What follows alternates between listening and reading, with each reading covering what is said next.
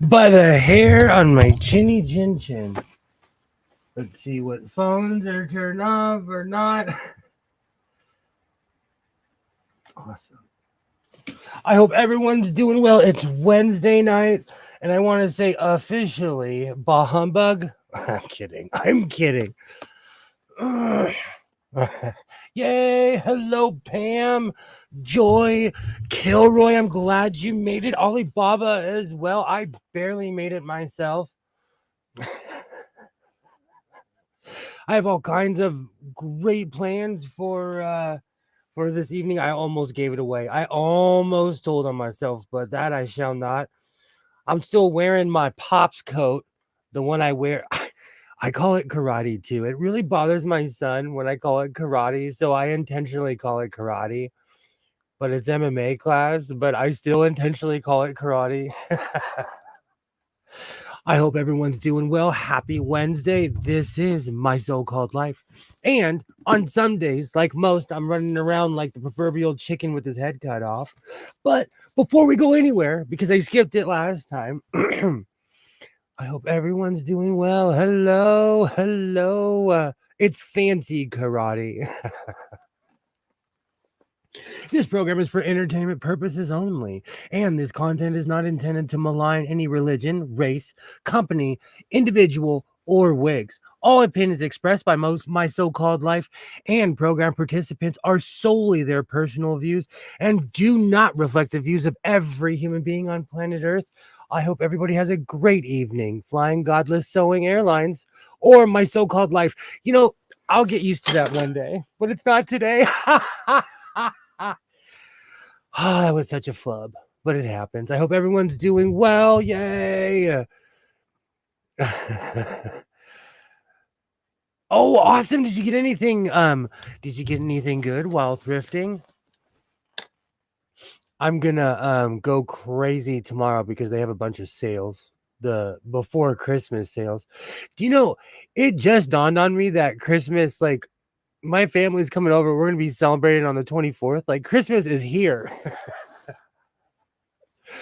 And I'm like, oops. No, Will. Pam did not get a touch in. So, oh, shucks.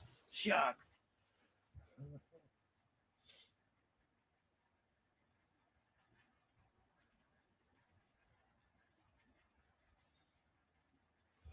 I gotta switch my vest over.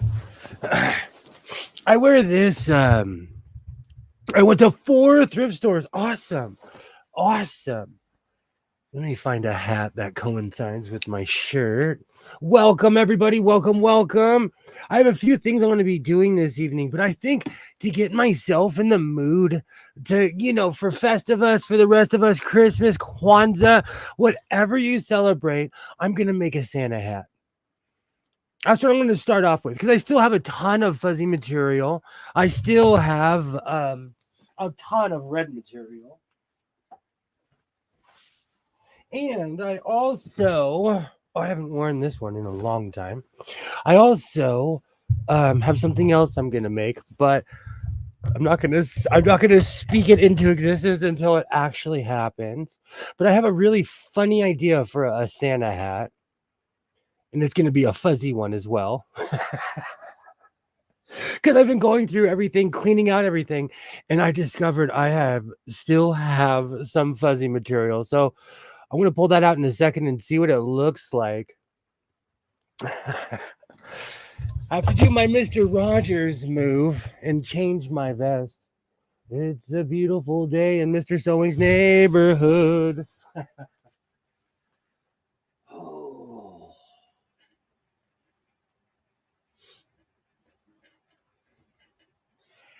It's actually raining here in Southern California, so I had to drive slow.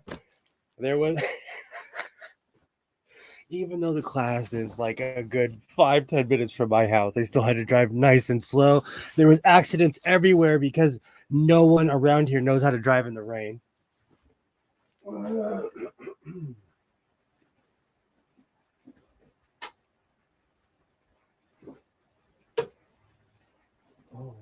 right.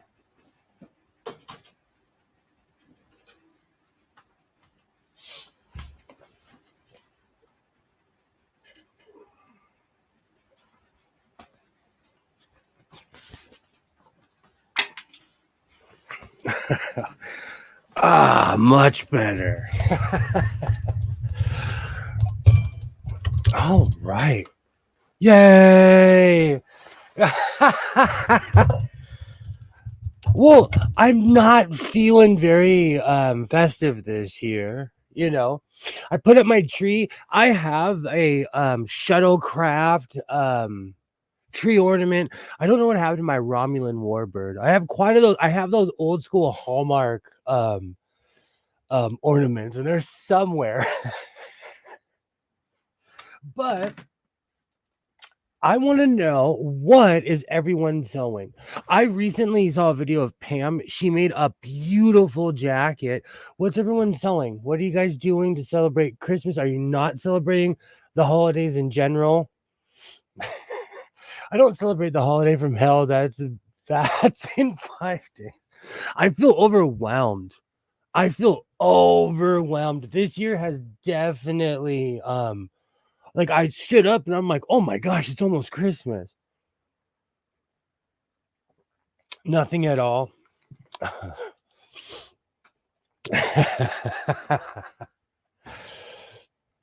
I'm not sewing anything right now. Awesome. So we're not sewing or celebrating, huh?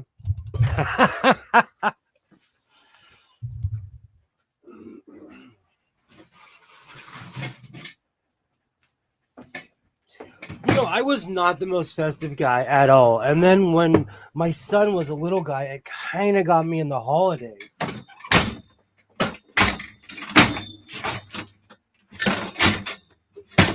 But this year, it's dawned on me, I'm the only one celebrating. He's like, where's my stuff?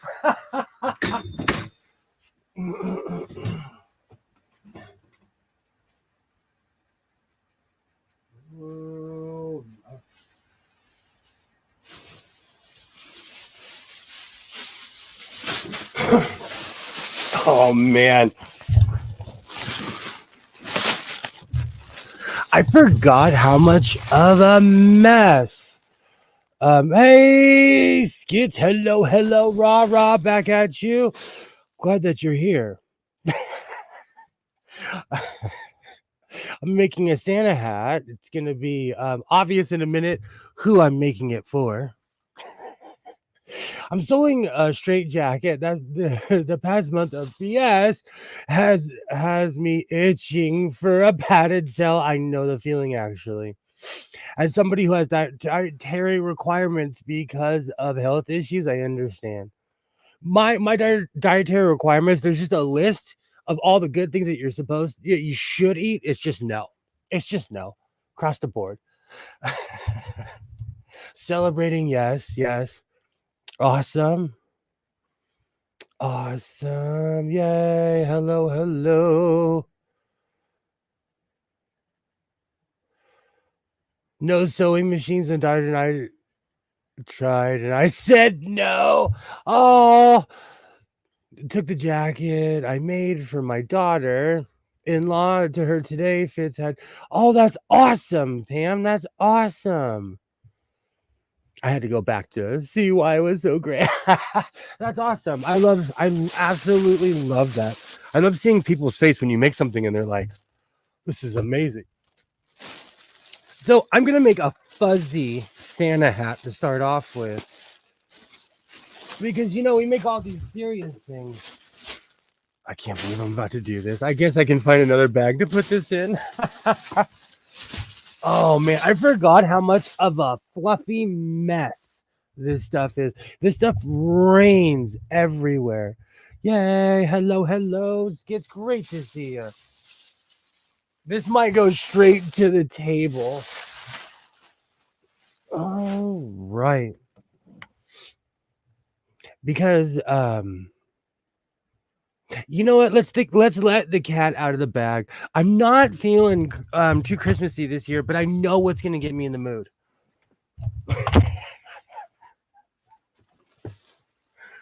Oh.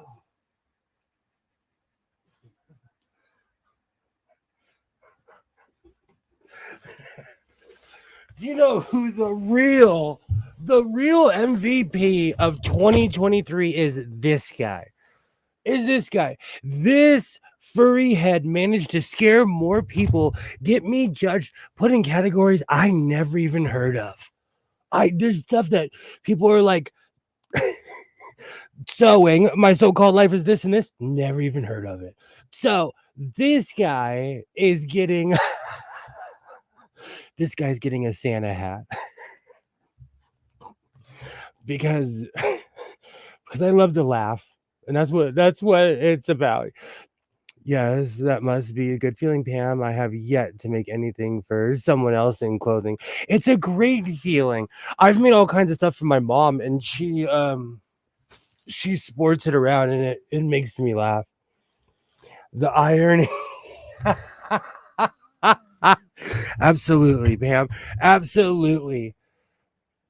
People have said so many things about me and that furry head, and I'm going to say it. I've said it a million times. Years ago, I got it in a bin at Walmart because I'm a impulsive shopper.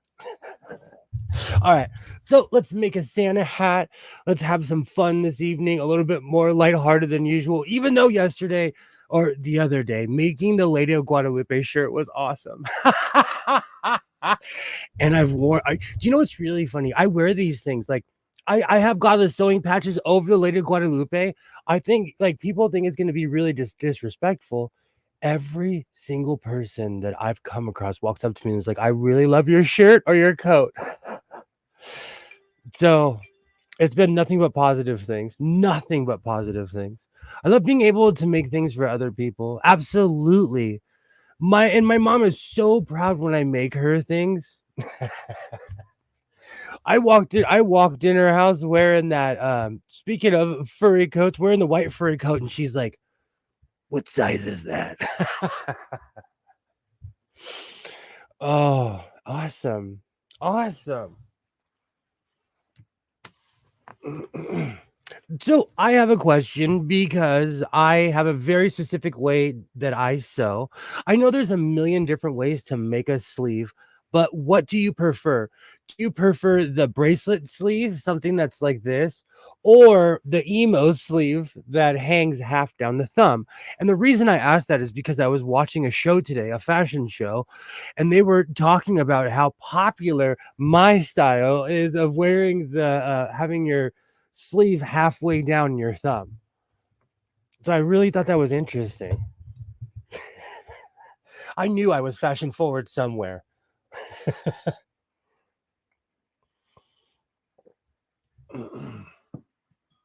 But some people swear by the bracelet sleeve or anything that I like the proper sleeve cuff. I think your mom was giving you a hint. She wants the white. Do you know what's really funny? There's quite a few things that I have given her. Like she loves the fact that I'm wearing bright clothes all of a sudden. Whenever I show her something, and she's learned too. She's learned. She watches my live streams or she'll watch my videos and she's like, I like that sweatshirt you made, which is like AKA for what size is that? Oh, I hooked her up though, and I don't even want to say what I got her for Christmas because she watches my stuff, but it's awesome. It's awesome what I got her for Christmas. I'm actually excited this year because I got her something that I think that she'll actually like. So it's important to take care of the people around you and the people you love, you know, all those cliches that we say. Well, I haven't made one sweater, so maybe a bracelet type for that. Absolutely. Absolutely. Do you know I do certain things with skipping the fundamentals, and you should always start at the fundamentals. Like I am real life pirate. Real life pirate.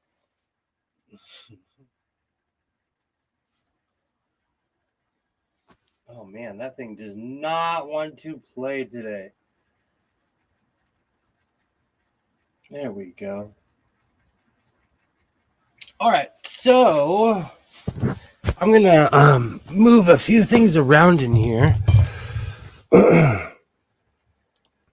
It's good that she watches you. My mom watches my videos also. And you know what? It's good to check yourself every once in a while because sometimes I want to come on here and just be like, blah. But I think to myself, like people that I care about. Well, I care about all you guys too, but like my mom's watching. So sometimes you have to remember that. It's better to be peaceful. So I have another question. How do you guys stop yourself, prevent, or are you in the middle of a Christmas burnout? I feel I'm kind of feeling it this year, but I am also doing everything. So I whoop whoop whoop whoop. No, nope, nope, nope, nope. I don't excuse me.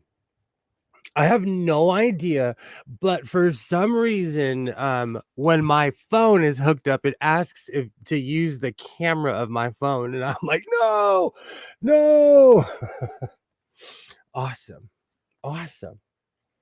All right, so I'm gonna start measuring the Iron Eagle's head and see what I can do. I have 5 yards of um some red material that I recently purchased from the San Fernando swap meet, but I also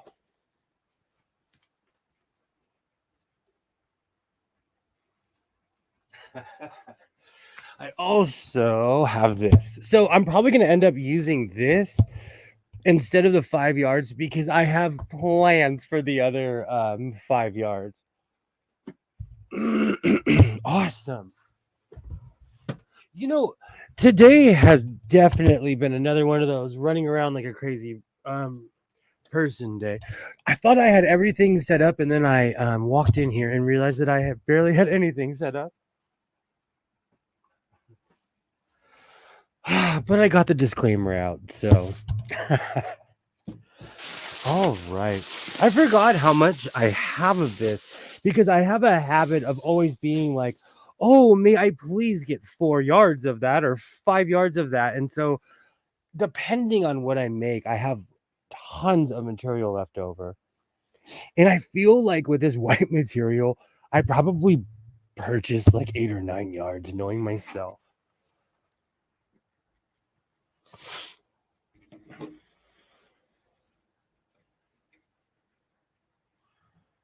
Okay, so I'm gonna go about half. That's perfect.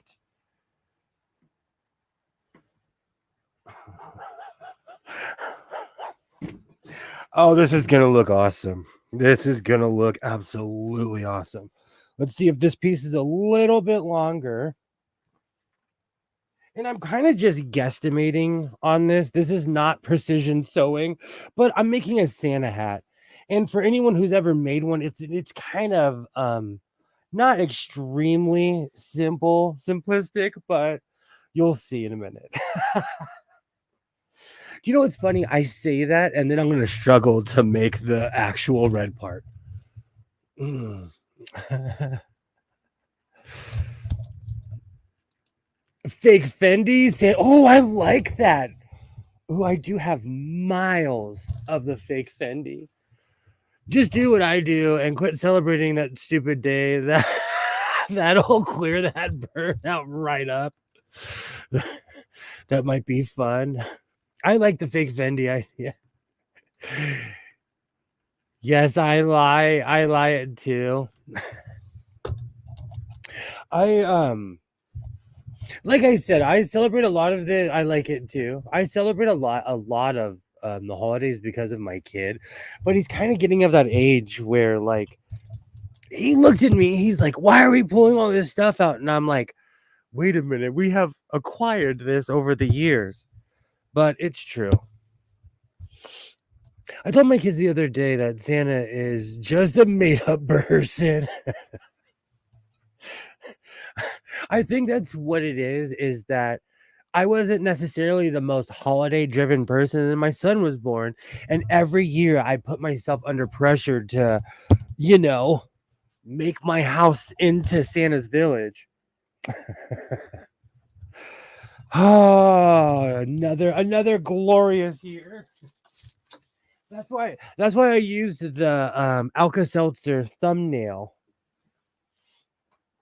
with my favorite Sammy Davis Jr. because that's how I'm feeling this year. Oh man, I forgot how much this stuff sheds. But for all my griping, I'm looking forward to. Well, I kind of don't like my. I'm looking forward to my once a year visit from my family. I'm looking forward to um, hanging out online and avoiding them. If I have an extremely random live stream, come and say hi. I think I'm just gonna play Radar Love over and over and sew something.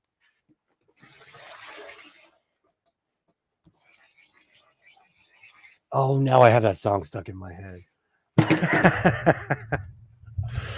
Awesome. Santa was made up by Coke. I haven't seen much Christmas stuff up this year at all. That's really strange. I kind of agree with you. You know, my son's MMA class is even on the side of town where we have this like yuppie tree lighting and everything, and they're not usually that whole part of town is dressed up and it's not. That's funny. I didn't, you know what? Same around here. But we will still do Christmas. They like getting presents. That's exact. Thank you, Pam. I asked my son, I was like, so do we need to stop celebrating Christmas? He's like, no. He was like, oh, no, no, no. We celebrate Christmas around here.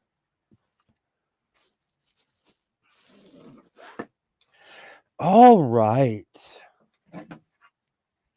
I still have a ton of furry material. I think I should make a big fluffy coat with all three materials combined, or just one with the red and the white. Oh man, my vacuum is gonna love me later. Okay, so I have this piece. What I do for the Santa hat is I just cut it in a giant triangle, loop it and sew it, and call it a day. If anybody has any other way of doing it, please let me know. But one year I had to make a couple of these, so I did it factory style and just did triangle loop, and it worked. We have a Christmas village in town. I haven't taken my kids to it, but it's too cold outside. My kids could care less. They would rather play on their computers. I feel like that too. I feel like that too. I think that's one of the reasons I'm kind of like bleh this year is because like up in because my son has ASD, I had a couple extra years of him just being like, "Oh, this is magical." And now I'm naturally cynical. And he's starting to see the world for what it is. And so he's kind of like, "Yeah, I like, we like the food and partying, hanging out, eating great food with people." And this is the time of year where everyone who knows how to cook shows off. My mom's about to make her famous chicken and rice thing. You know what's so funny? My grandmother used to make this chicken and rice dish. I thought it was a delicacy from the old country. I thought it was something special. And I found out it's literally from a 1950s Betty Crocker cookbook. I have the book. But it makes sense because it's like cream of mushroom and cream of this, and it's all Campbell's soups. So it makes sense. I made a big pan of green beans casserole tonight and have a question. Who does French fried onions think they're fooling with just 1/8 of a tablespoon of pepper? You got to add at least 20 times that. So true. Do you know what's really funny? I had this seasoning speech with my son earlier because he's cooking and he's like, discovering all these things. I had to remind him that I am from a certain place and I require heavy amounts of sauce and seasoning. Oh, that's hilarious, Gilroy. That's hilarious. Hey, Mo, how's it going? I love the Betty Crocker cookbooks. You know what's really funny? I have one that's obliterated, that's been passed through the ages. I'll show it. It's just the binding. The top is somewhere in the cabinet, but it has been used and used over the years. I love that thing. And I still, oh, Alibaba, you're taking me back. I still have quite a few Reader's Digest books. My grandparents were a part of the Reader Digest book club. So I have every book that they ever got in the mail. So I own quite a few Reader's Digest books. More than I'll ever admit to. Hey, Mo, how's it going? How's it going? Awesome. But those Trader Joe's, the the Reader Digest books were awesome back in the day. And they reprint like books that you depending on what school you went to, you may or may not have read. So there are actually some really awesome books. And there were things that I wanted to reread, like Seeing the Ancient Mariner, all kinds of stuff, and I found them in the Reader Digest books. Oh, awesome. Let me get my phone so I can see the chat. I'm just pinning. Oh, this hat is going to be hilarious. You know, oh, that's right. It doesn't matter what side I put the pins on because this is so furry. It hides the pins. I forgot about that.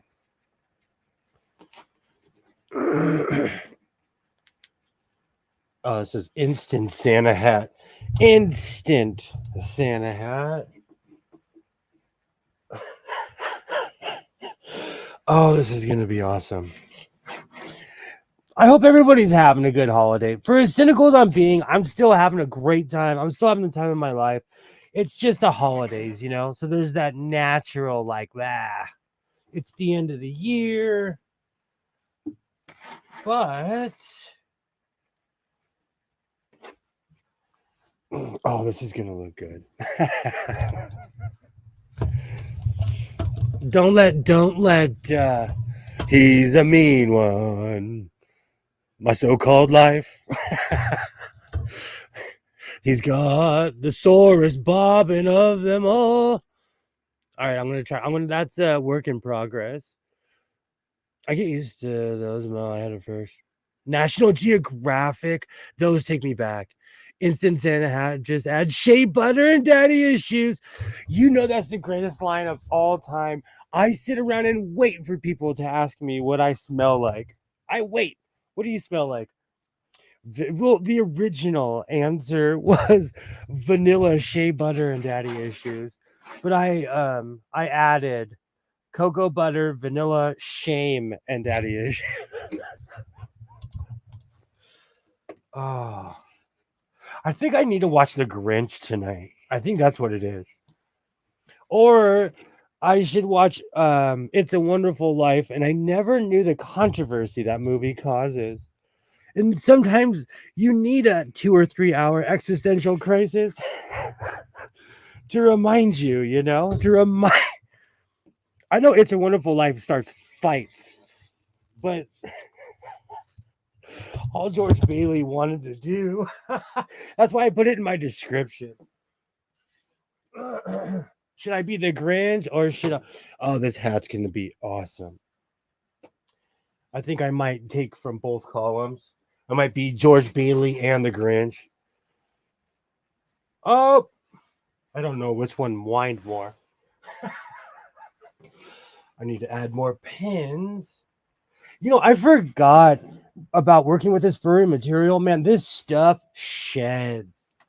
This stuff gets everywhere. And the funny thing, recently, I've been seeing a lot of people with furry coats, and I'm like, man, that just looks awful to make.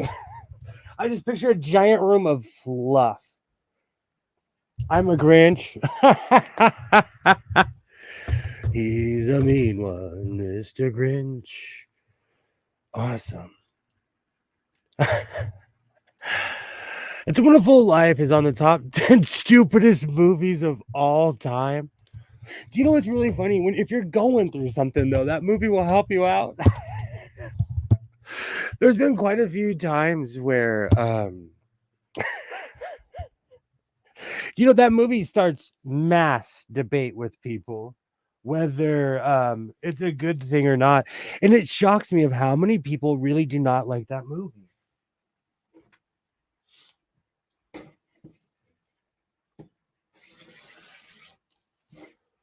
All right, this is going to be a giant hat.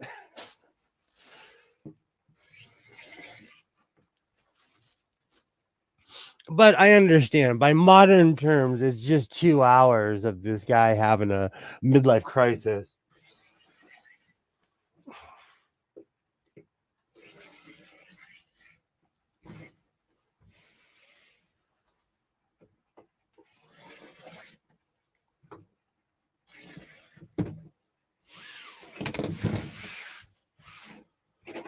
Perfect. Perfect. All right. Should I change the thread? Oh, to change the thread or not to change the thread? That is the question. If I was making a coat, do you know what's really funny? When I make patches, because I still use my brother PE 535 all the time, I'll switch the thread out because it's a single thread embroidery machine. I'll switch the thread out 100 times. I found some Grinch PJs a couple of weeks ago. That's awesome. Do you know, I absolutely love the Grinch movie. I love the Jim Carrey one, but I would never put the costume on and scare kids like those creepy people do on the internet.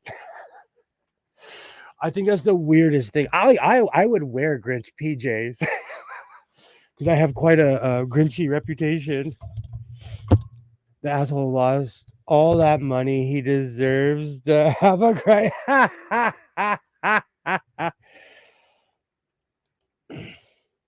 I would be in the hospital on a respirator if I lost that much money. If I lost that much money. See, I almost gave the movie away. And the reason I say that is because I am at this age where I'm shocked when I see reaction videos where someone's like, "Oh, I'm watching the first Ghostbusters for the first time," but I know that there's a whole new crop of people around, so I won't give away spoilers to a movie that was made before I was born. Yay! Hello! Yay! I'm already going off about It's a Wonderful Life. Waternay, hello. Did I send out links? You should join us. Let me check. I am running around like a crazy person. Halloween, I wore some reindeer PJs. That's awesome, Pam.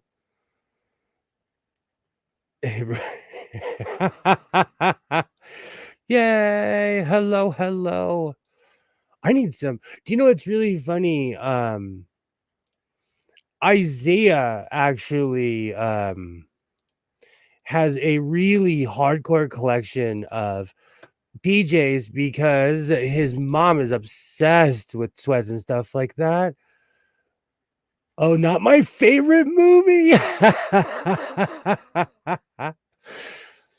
Hold on, let me check on Instagram. Let me check really quick. You should join us though. Today has just been, all Brittany. Why are you the first thing I see on Instagram? Do you know Britney Spears sometimes just I know she's going through it. I know we're supposed to support Britney, but like her Instagram is not for the faint of heart. Uh, come join us, or come join me because I'm making a Santa hat for my eagle friend right now. And then later, I'm gonna make something extra spicy. I'm just not gonna say what it is. Because earlier today I had this something just hit me like, you should make something kind of spicy because 2 years ago I made something spicy and no one noticed because no one was subscribed to my channel. So I think it's time to remake them. I might wear the Grinch ones next Halloween. That's awesome. That's awesome. Needs more books. Send more books. Now that's a sign on an ivory tower. That is definitely a sign. A Peter Heater takes notes. Where are my notes? Where is my compass? Where is my compass? Oh, I'm right, literally taking notes. I will be repeating that one. Oh, before I forget, they put me on a heroic dose of prednisone. So if I'm a little snappier than usual, just pretend I'm Barry Bonds or Lenny Dykstra. Okay. So Kilroy, you're in the right place because as somebody who has had lung issues their entire life, I'm always off and on prednisone. Just give yourself time and don't be around people. I literally like on prednisone, I'm like hulking out. I call it hulking out because I watched a lot of wrestling in the 80s. I'm like literally like in my living room. There was one time on prednisone, it was 2:30 in the morning, and I'm doing push-ups because I have this weird step in my house, and I'm doing push-ups on my step. That stuff is no joke. Yay! Hello, hello. No judgment here whatsoever, Kilroy. Prednisone is not for the faint of heart. There are people who will never talk to me again because I've said some very poignant things to them on prednisone. So I totally understand. It's good to see you. It absolutely. We were concerned. We were wondering where you were. It is good to see you. But with young Mr. Hans's class, that does add an extra hour. So on the East Coast, I appreciate anyone who's on the East Coast and you guys are watching me right now because I know it's late. But us West Coasters, we're just waking up and stretching our arms right now. It is barely 8:30 at night. I will be along in a bit. My company just left, so I need to recuperate. I started on it last Friday. My don't give a fuck knob is turned up so far it may as well be broken. Prednisone is no joke. That stuff, I am not kidding you. That stuff is no joke. That's why I warn people when I take it. And if anyone's listening and you're in my Twitter group, I'm gonna put the link in the thing right now. I warn people like, hey, I'm gonna be on prednisone, so if I say anything, Okay. All right, so let's finish the Santa hat before I forget while I'm here.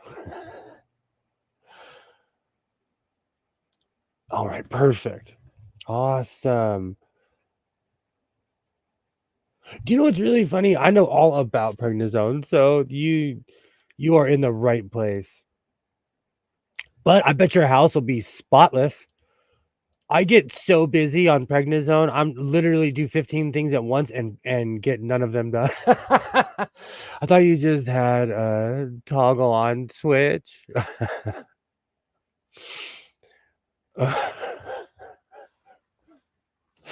Look how humongous that Santa hat is behind me.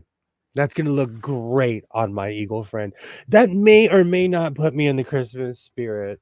You know, really quickly, I'm gonna go take a picture of my shuttlecraft, and it's an actual shuttlecraft, nothing indecent here in the House of Sewing. I already read my disclaimer.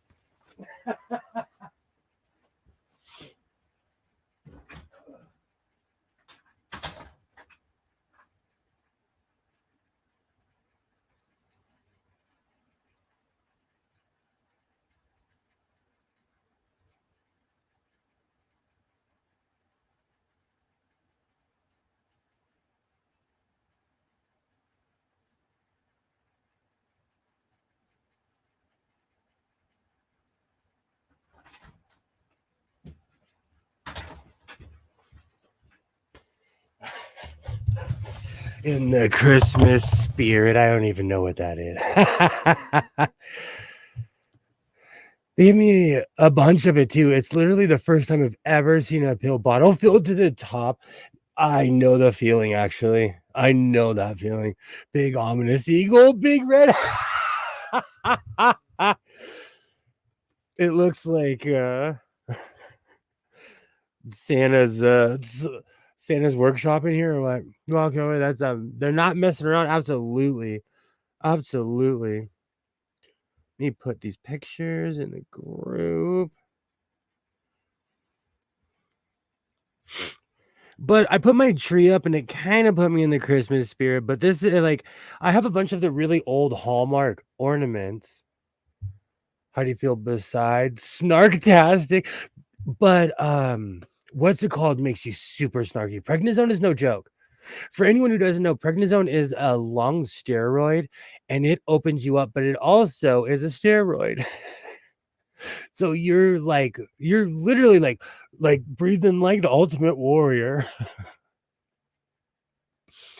All right, messages. I will be able to learn how to navigate this one day without describing everything that I'm doing. But oh, good times. It feels like Monday, even though it's Wednesday. It feels like, I think it's the stress of the holidays. But let's look at Galileo just peacefully chilling in my Christmas tree. I have Picard, the Enterprise, a Romulan warbird, and Galileo here. And I can't find any of the other ones, but I found this one. I so it kind of has me in the holiday spirit a little bit. But I have really, really cool ornaments at my house. So-called live today has just been one hectic thing after another. Now that I've been on it for a few days, my appetite is back to what it was when I was 16. I thought I drank a lot of coffee before now, but it's just insane. Prednisone is because you've got to it speeds up your metabolism. It makes you extremely hungry. Prednisone is no joke. It is the definition of no joke. Every time I've ever been on it online, people judge me hardcore. Because you could notice the change in my personality when I'm on it. I love it. Like hanging from the tree makes it look like it's flying. That's somewhere. I have a bad feeling it's in the middle bedroom, but I have a Romulan warbird, I have Picard and the Enterprise. But I haven't pulled out all my ornaments because I have boxes upon boxes of ornaments. All right. Let me get this sewing machine ready. Poor guy. You should have been defluffed a while ago. I don't know how much thread is in the bobbin, but we're just going to go. One day, this machine is just going to get up and walk out of this room. All right. Perfect. I'm slowly giving myself a crash course in my head of how to sew fuzzy material because I'm remembering how much of a mess this makes. But as long as I go in the opposite direction and move it, it shouldn't clog my machine. And yes, Gilroy, prednisone will have you the hungriest that you have ever been in your life. Awesome. Do you know what the funny thing is? They've been giving me prednisone since I was a little kid. So imagine how you feel. They give that to like children. Almost the same amount too. Oh, this is going to be perfect. So for the ball, well, I shouldn't get too ahead of myself, but for the ball, I'm going to have to figure out a way to make a ball, or I just might not have the top of the cap, or I just might add some fuzz on it. Oh, this stuff is a mess. I love it. I absolutely love it. This stuff is a complete mess.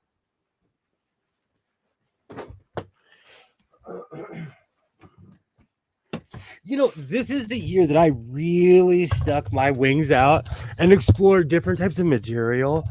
And I've learned what I like and what I do not like to work with. Don't give yourself a heart attack like that guy with the charged. Set up the shop vac behind this. Do you know what's so funny that you would say that, Ollie? Today, I went hunting for my shop vac and I forgot it was outside because it's raining here in Southern California. And I was like, oh! So I grabbed my shop vac and rescued it from the rain. Let's mix the Pantera brand lemonade with an Everclear, make 5 loco. That's good night, is what that is. I'm not a drinker, but that sounds like a bad thank you. I haven't had a sip in a very long time, but that sounds like a trip to the hospital. You know what? Funny, not funny, but when I was in college, I actually knew someone that went to the hospital because of Everclear. So funny, not funny. But always know your limits. Always. Kilroy, that sounds like a great holiday if you use an Italian Christmas cake. Oh, that's hilarious. All right. So let's sew this Santa hat. And like I said in the beginning with my disclaimers, please do not take any advice. We are just having a good time sewing and living our life like Gina Davis. Let me move my coffee.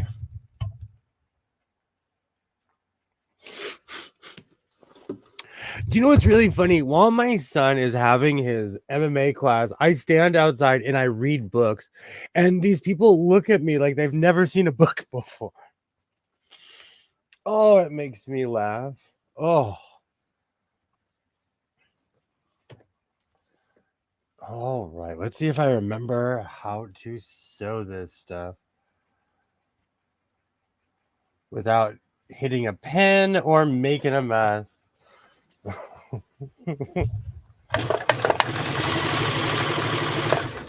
Beautiful. Let's do a bit of a bigger stitch. Oh, that's perfect. It's like riding a bike. Just like riding a bike.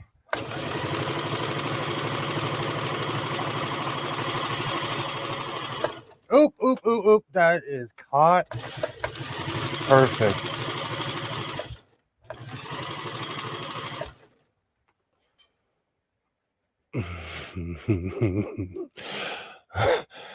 Did you steal that book? Did you steal that book from one of the ivory towers? Yes. I switched it to an e-reader from all the house reading. So much easier on my shoulder, not carrying around a few books in my bag. I can see that. See, I like that idea, but like a while ago, a long time ago, I had a cousin who downloaded all these really awesome books on a tablet. And eventually I gave the tablet to my son and he destroyed it beyond recognition. To the point where I cannot retrieve the information off of the tablet.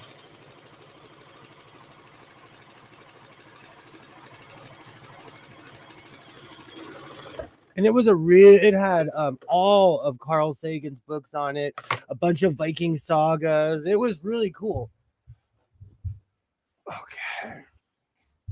Oh, this thing's gonna be humongous. Oh, my sewing machine is like, why are you working with the fuzz again?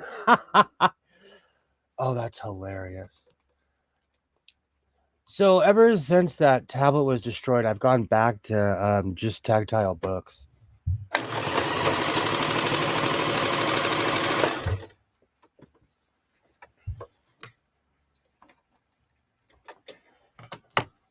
Okay, I don't even... You know what? That made a mistake, but that's okay because I'll be able to fix it in the end.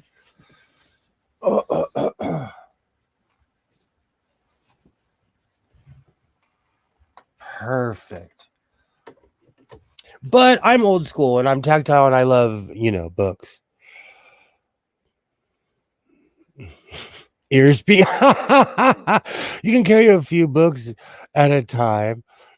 I'm one of those people that I read what I'm in the mood for. I don't read one book at a time. E-readers are so much better for that. Do you know what's so funny that you would say that? I'm reading a Stargate book right now, and 2 days ago I started a weird book on internet narcissism. So I'm reading 2 books at the same time. I spent a half hour reading one today in front of the class, and then I spent a half hour reading, the other. Nothing wrong with that.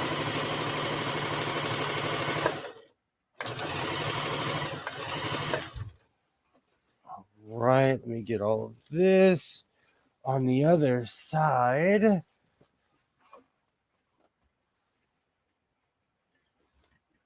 All right, I'm just trying to make sure that I'm literally sewing upside down left-handed for anyone keeping score.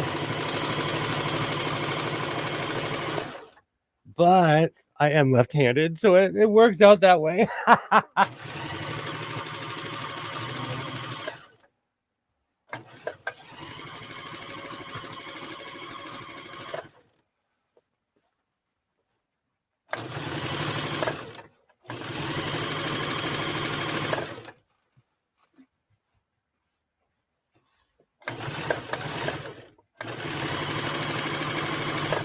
Perfect.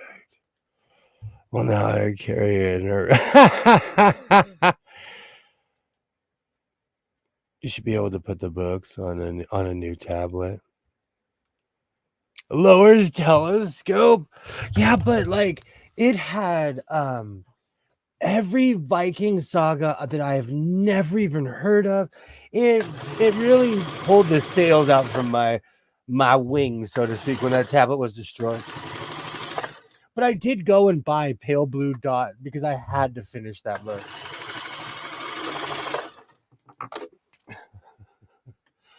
So, but that's also back. Like I still have a first generation Nook.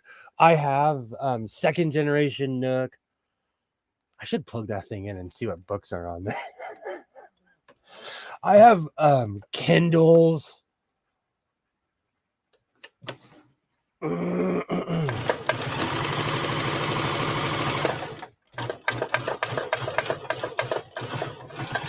Oh, perfect. All right.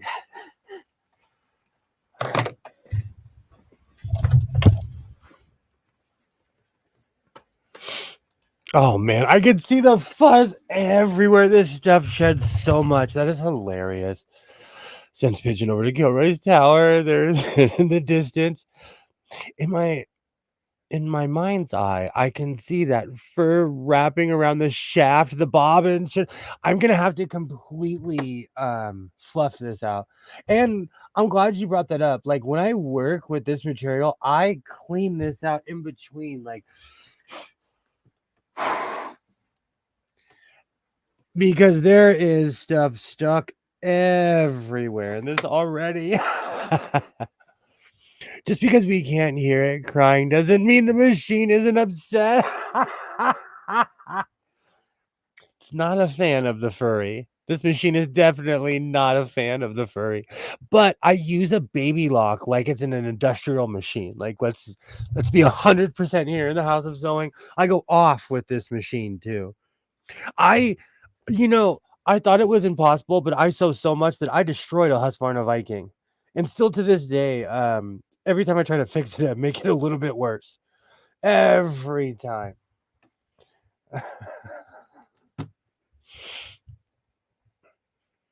All those books I would have downloaded, probably pay lots of cash.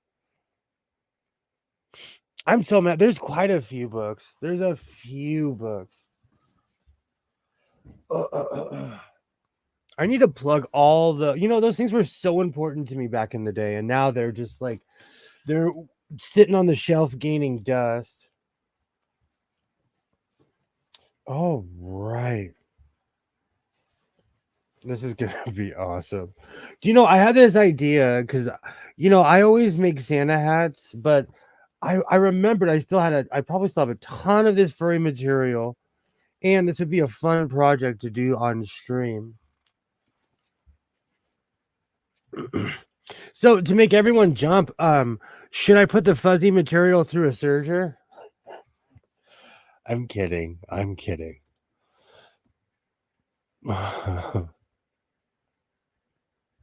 I've never had an e-reader. It seems like when I went from LPs to CDs, do you know, I still have records. I still have tapes. I still have CDs. All those books I would have downloaded. Do but it's well known that I'm a hoarder.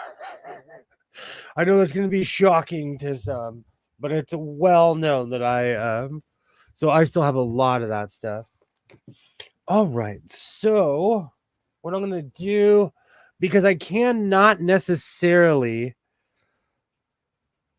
I'm going to have to flop this over and sew it. This is just thick enough where the machine can go through it without a specialty needle.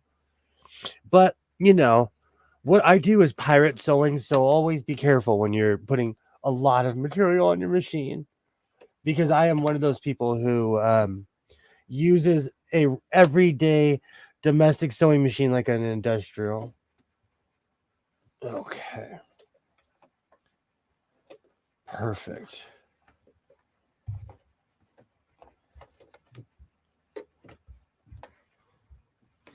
I don't know why.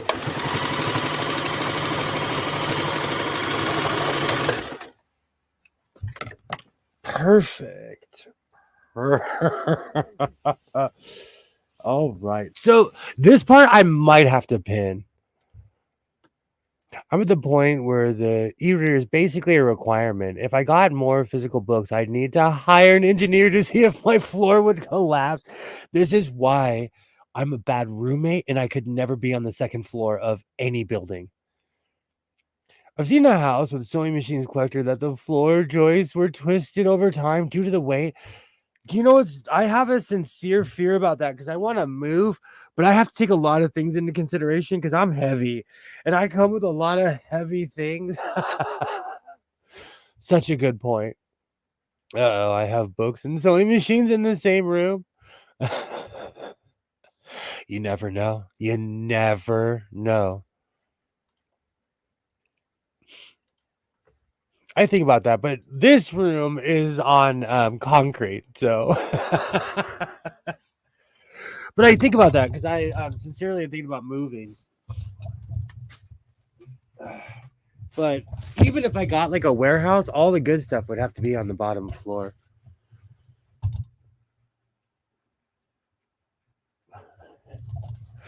We should have a structural engineer come out and check your machines. I know a guy that may or may not have a license to do things like that.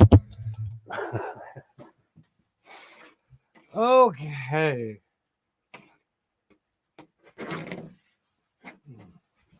So I'm just going to throw some pins on this so it's not too crazy when I sew it. But I'm trying to get the side that's lapping over. That's oh, this is going to be perfect. In all sincerity, though, for all my cynical nature, I hope everybody enjoys themselves in these holidays. I will be live streaming, so I'll be there. I have plans to hop on a few live streams, but I'm going to be live streaming as well for anybody who's not doing anything. And I believe Phoenix will be streaming on Sunday, which is Christmas Eve. I'll be there because I need a way to obviously ignore my family while we're in the same space.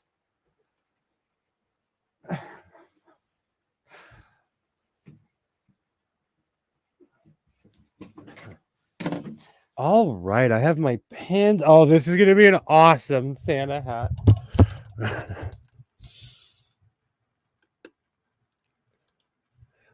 Does he know about sewing machines too? Maybe he might. He just might.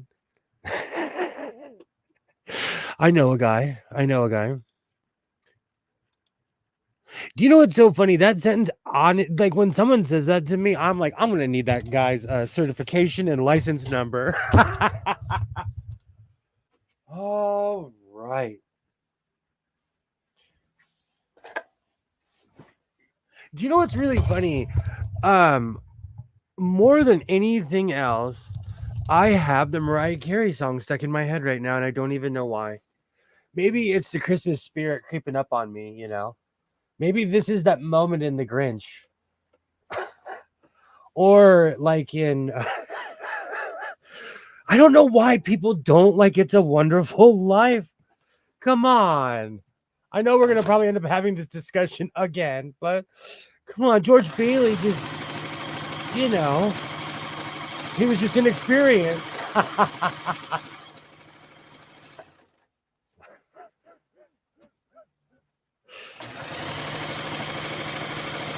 I'm gonna start a development and call it Pottersville and see how many people get it.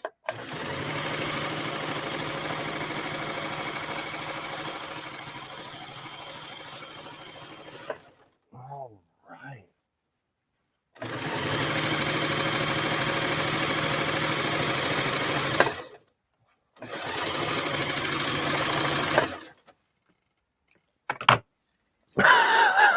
Oh, this is gonna be awesome. Now, if I was 5-year old, I would ask you if you almost made stockings for Christmas. The only good Christmas movie is Christmas Vacation, and that's because it shows the entire reality of how much pain in the ass Christmas is. Absolutely. I love that movie. I love that movie. I need to be reminded of this because I am in like full, like, what's the point of it? But that's why I'm making a Santa hat. Let me pull my pins before these are forgotten for all time.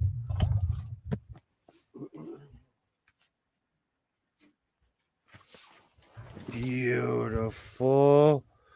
Beautiful. You know, if you're still around, Skits, rah rah, you have inspired this hat. Because I was thinking of what needs a festive hat, and it's definitely the eagle. Oh, look how I don't know if you can see, but the fuzz is a flying in this room. I needed this. You know, driving around in the rain. It just this year is just kind of blah, but this is awesome. This is hilarious.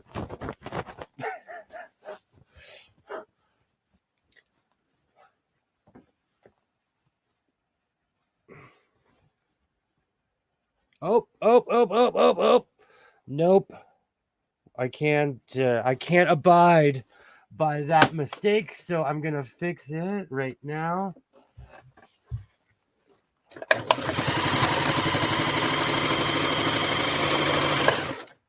Machine was like, ah.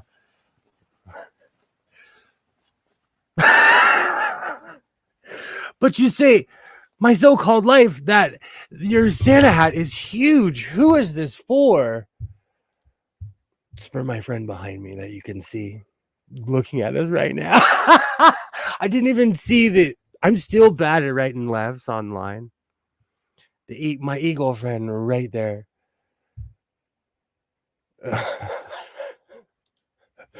I pledge allegiance to the flag of the United States of America. Oh, glasses help a person better. Oh, you think that'll help me put me in the Christmas spirit because I can actually see it, or what? I did need my glasses on that one. Do you think the bird would notice the mistake? No, but I would. But I would. Oh, this is what it's about. I feel this is the moment in the movie where the Grinch is standing there and then they're Abu Dhabi or whatever they're singing. And you see his heart growing. This is that moment. Should I add a ball for the eagle? Should I? Yeah, we're gonna go full perfectionist. Ho ho ho! Absolutely. It is that time of year. If you're single, it's cold outside. All right. So let's see if I can wear let me see if I can do the combo. See, no. Mm, fashion over function. All right. Gilroy, that the aunt was just spot on. Senile. Eddie just far in the left field. Oh, you should. Yes, needs the Pam for sure. Okay. Oh, the palm. I would be able to see that if I had my glasses on, but fashion over function for life. Which, okay, so I've been watching Next in Fashion on Netflix. Okay. So is it proper for people who do not sew to judge people who do sew? And I'm talking about people who have no sewing experience. They're in the industry, but they wear the clothes. They do not make the clothes. Thank you. Thank you. Thank you so much, Pam. Thank you. I'm gonna put it on my giant friend in a minute, but like Alibaba said, I should make the palm for it. The glasses, we're fine with the hat.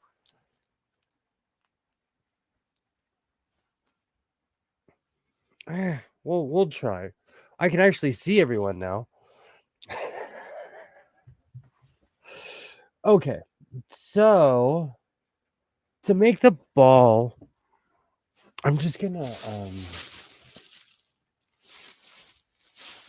me see if I have a small piece. I have a ton of furry material here. I feel I need to go in the other bag because I have another bag and I have a feeling it's the red stuff. I'm just gonna like turn this inside out and make it ball-ish. Palm-ish. This is gonna be palm-ish. Oh, I'm like breathing this stuff in. I don't know if that does it justice. Do you see the fur flying? Just moving it around. There's a good layer of it in my coffee. The glasses were fine with the hat.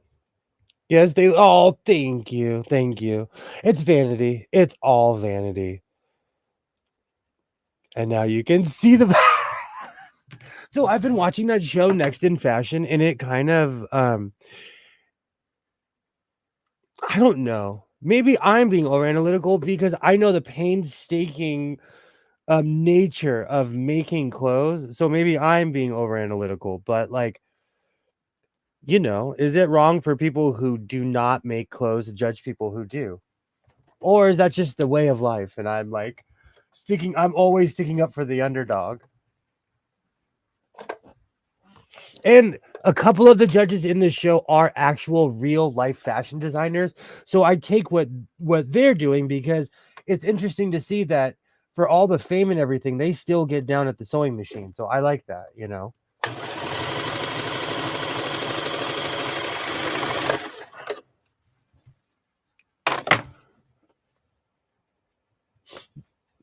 Oh man. Also, you have heard and read about those that go through horrific conditions just for some fashion houses. Yes, I have. Oh, horrific. I don't need like when people shape their feet and stuff. Oh, they try out different frames. Maybe if you got some frames that aren't birth control glass. Gilroy, do you know what these are? I these frames are US military standard. These are US Army standard issue. I felt so rushed when I got my glasses. I just pointed at the display. I was like, I want those. These were the US Army display.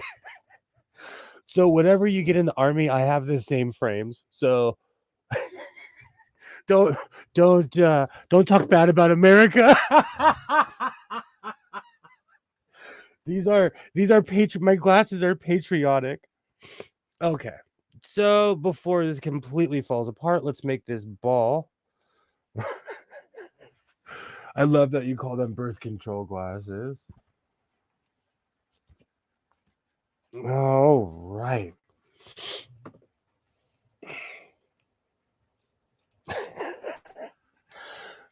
These were you know what's really funny? I have an appointment with lens crafters because someone I know is tired of my tired glasses and me not wearing them. All right. So let's figure out how to sew this onto here. I have an idea. Maybe if, well, there's no way that I could have it inside out and then flop it over when it's, maybe if I sew one side and then turn it over and then sew the other side. Let's try that. Because I just need the palm effect. It doesn't have to be, even though I'm going to make this and I'm going to pull this thing out every year. I'm going to pull this out every year. The eagle, this is now going to be a tradition. The Festivus tradition. Awesome. Perfect.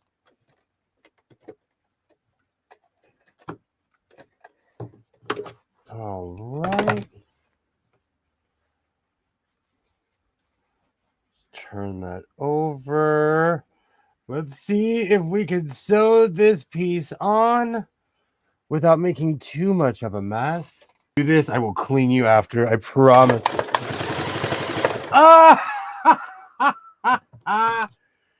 Not a fan of the fuzz, huh? Not too many people are. All right. Okay.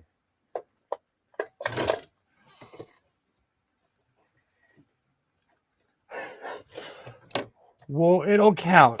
It'll count. It's on.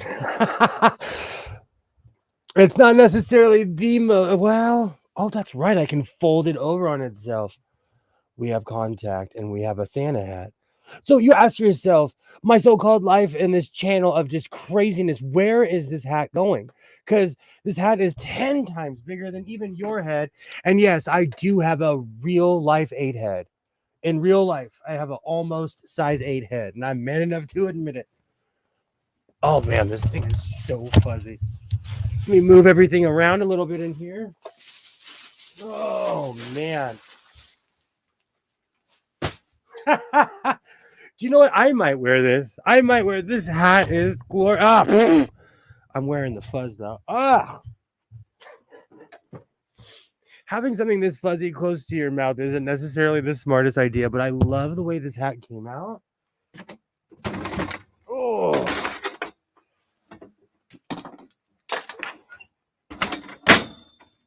Oh man. You know, I really forgot how much the fuzz gets everywhere with these projects.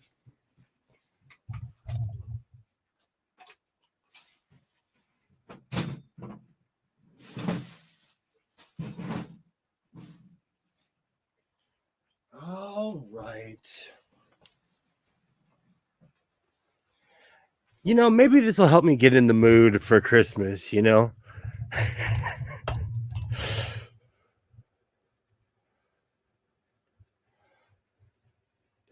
It's like a sewing machine cover for the Festivus season. Exactly. This thing is so humongous. You look like you should be in a Van Halen. Oh, I'll take it. I'll take it. Can I be in a Christmas in Hollis, Queens video? I love that song. That song makes it feel like it's Christmas. The Run DMC song. When I was a kid, every year I would hear it and I'm like, okay, it's kind of Christmas.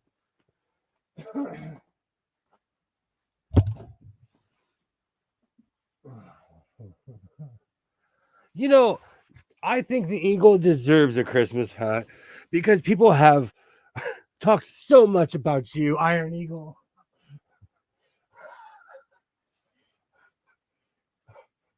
Oh, if that's not a bah humbug face.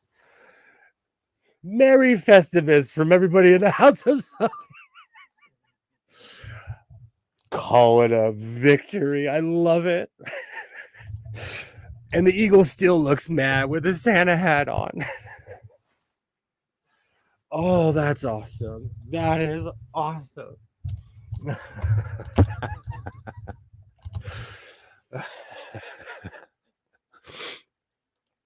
You know, oh, for all the craziness on the internet, I am here to have a good time, have great conversations, and like I have never sewn in my life. Because this is what it's about. It's about having a good time. Thank you. Thank you. The eagle has landed. Merry Festivus for the rest of us. Like I said, I probably will be live streaming on Christmas. Me, the eagle, myself, and everybody else here in the House of Sewing will be here. I haven't decided. I haven't decided what I'm gonna do yet, but I'm definitely gonna be live streaming. Definitely. Awesome. All right. All right. I guess with the prednisone, I'm disqualified from the feats of strength.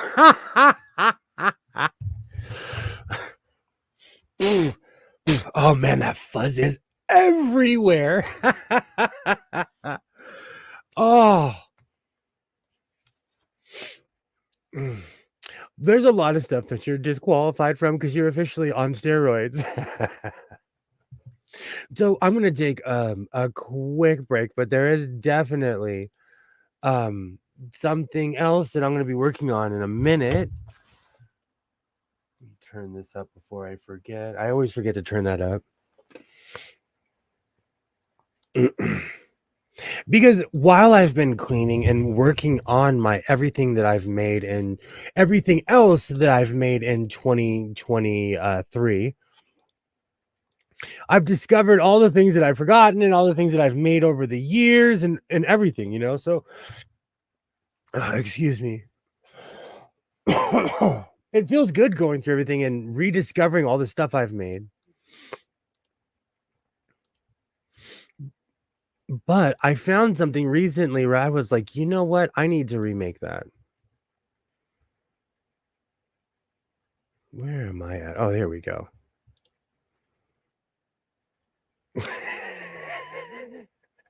One day I will figure out timing. But you know, since it's that time of year, hold on. There we go. Okay, perfect. So, you know, like I said, I'm not the most festivus person, but this time of year, you know, it's a good time of year to remember the things that you've done throughout the year. I get quite reflective this time of year. I made a ton of stuff. 2023, when I looked back in the beginning of January, I was shocked at how much stuff I made just from January to February. I made quite a few hats. I made all kinds of things. So maybe I'm hoping that I jump into 2024 just like I jumped into 2023 because oh, my timing is off today. But I definitely think it's time for a commercial break here in the House of Sewing. Get the most fun out of life, out of being a mother and wife, with new fashion excitement that's all created by you. On your new Touch and Sew Sewing machine by Singer. Touch and Sew. Another first from Singer. Be the girl with the golden touch on your new Singer Golden Touch and Sew machine. Dozens of exclusive features, like this new built-in needle threader for the golden slant needle, and the push-button bobbin that winds right in the machine. What a wonderful new feeling. You can do all three kinds of sewing: straight, zigzag, and chain stitch. Touch and Sew, the push button bobbin way. Come sew on one at your Singer Center. Choose from 5 touch and sew models from $149.95. What's new for tomorrow? Let's sing her today. Welcome back from the commercial break. I hope everyone's doing well. Yes, Gilroy, I'm a mother and a wife at the same time. Oh, I love that commercial. And you know what's really funny? I'm not going to leave that in 2023. Next year, I will be putting it in my videos. I'm going to incorporate it less because I feel like some people do not get the joke. But I am officially a part of the Touch and Sew Appreciation Society, so I have to keep it going, you know. I am now legally obligated, kidding, to show it at least once a month. All right. So I have an idea for another project. That's a stunt touch and sew. No way they got one to work that well for their commercial. That was probably the type A touch and sew that was made in the factory. Well,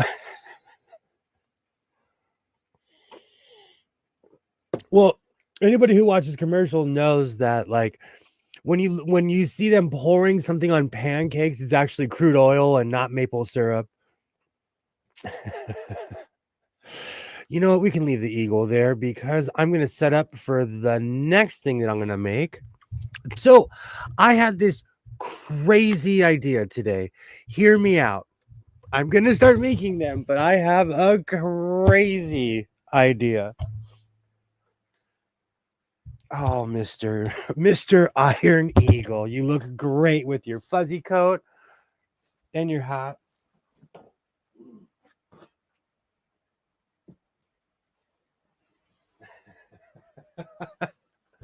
Awesome. Maybe that hat will put me in the festive mood, I should say. All right, so let me get the 7-foot table and bust out my red material. I have a semi-crazy idea.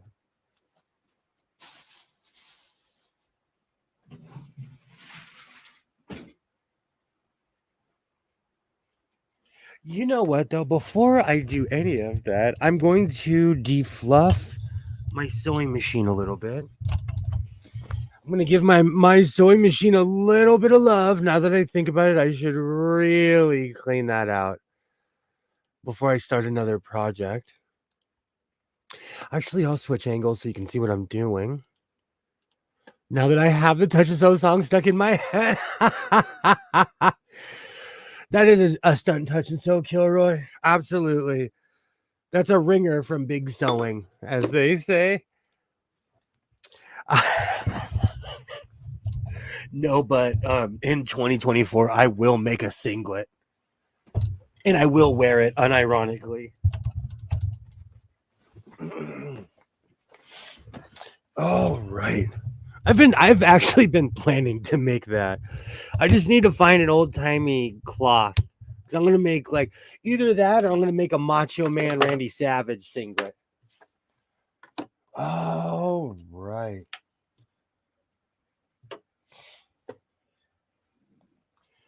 Yeah, this thing definitely needs to be cleaned. Let me get my brushes for this massive sewing machine.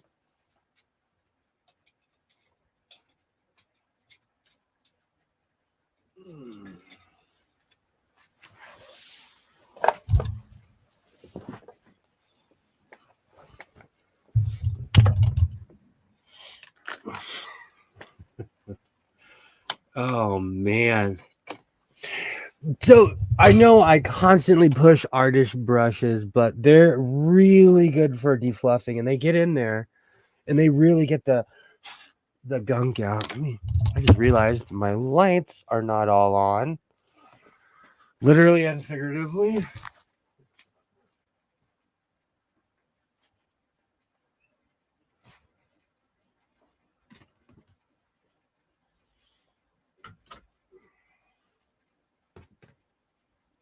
Perfect. But yeah, I'm gonna make a singlet this year. I have quite a few plans for 2024.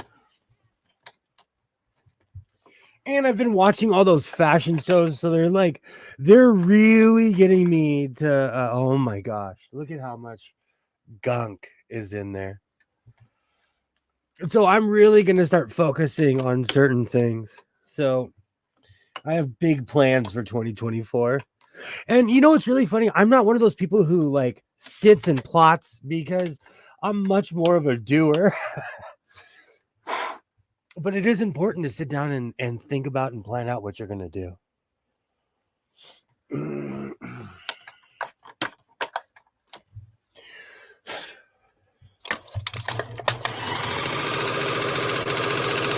Poor guy even sounds better. It's important to defluff sewing machines. I know I constantly repeat myself, but if there is one thing that you get from this channel, it is clean your sewing machine, because I destroyed my Husqvarna Viking by not regularly maintaining the machine. And that was my favorite machine, and now I have to send it away to get help. Are we getting a bikini show from you in 2024? Nobody wants to see the dad bod bikini show. Ooh, I should start a dad bod fashion line. Dad bod for the rest of us. Oh, that's not a bad idea. That is not a bad idea.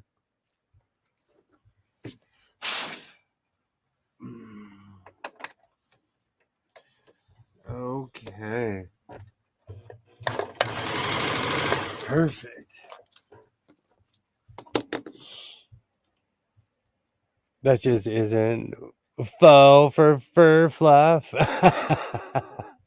sounded familiar. That'll give you an excuse to get your Captain Kirk abs again, though. Exactly.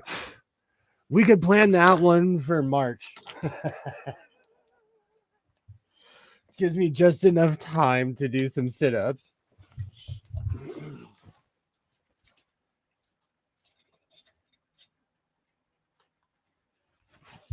All right.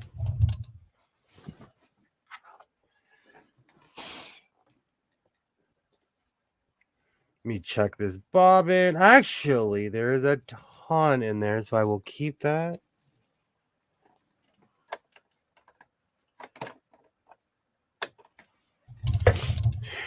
You know, failure is a good teacher, but I'm still kind of mad at what happened with my Husqvarna Viking, because I thought I had it fixed, and then it completely threw the timing off, and that was on me. But it's because I didn't properly maintain the machine, and I treated that thing like I really truly did not know its limits.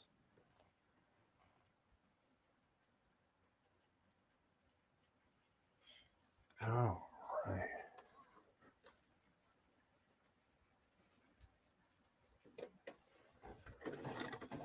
Perfect.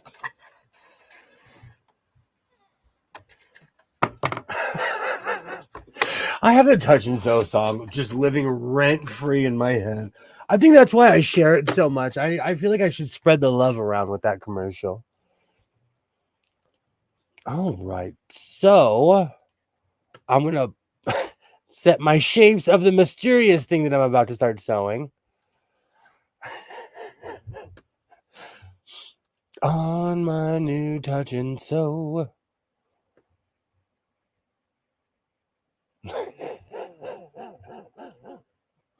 I think so. Maybe in a past life you were a Touch and Sew. I think I was the Touch and Sew in the commercial. I think that's what it is. Oh, that's hilarious. All right, let me set up my table.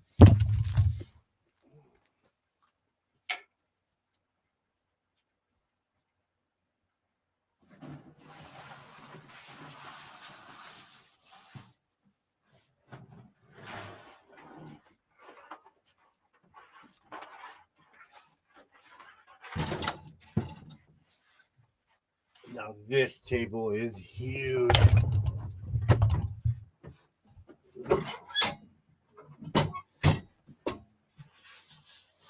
Oh.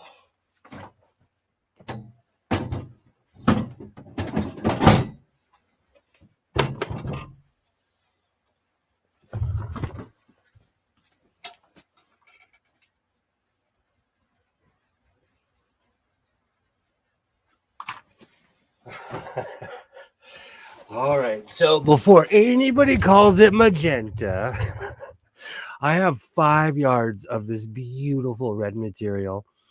And I've been thinking to myself, what, you know, I need to make something spectacular. I need to revise. I'm going to revise something that I made almost 2 or 3 years ago on Christmas or near Christmas. When I said the famous line, everybody's getting cake for Christmas.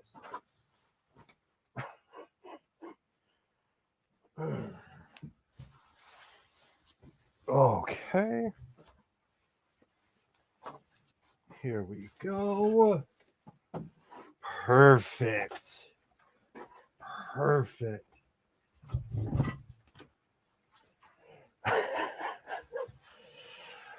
Now, the only real question is to line or not to line.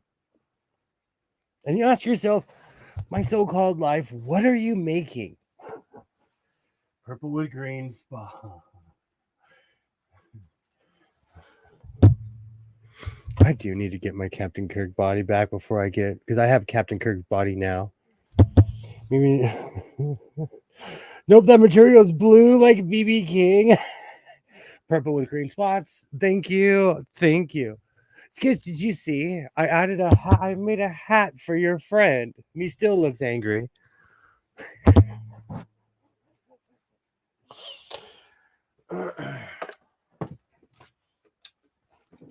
I just have the Touch and Sew song blaring in my head.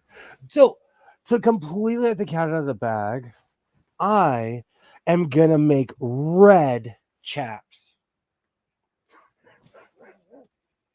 Or attempt to. Or this is just gonna be a Hindenburg of a failure. But I'm gonna start cutting my shapes and see what happens old school style. I should have done this earlier, but I didn't have the time. And so what I'm going to do is I'm just going to trace my other chaps and start from there. But I'm going to add everything I've learned along the way with it. Okay. And I'm going to make it piece by piece instead of just cut them out of jeans like I did last time. Beautiful.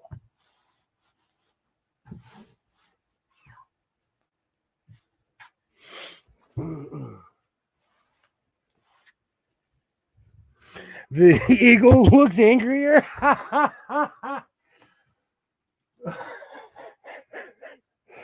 The eagle doesn't like Christmas either. We're just a happy bunch around here.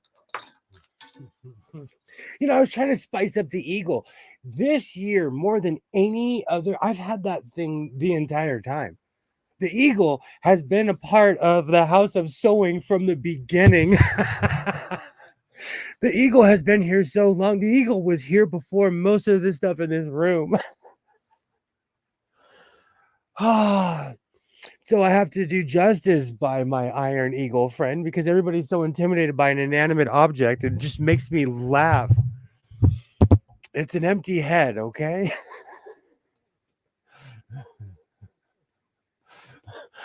Well, less pieces.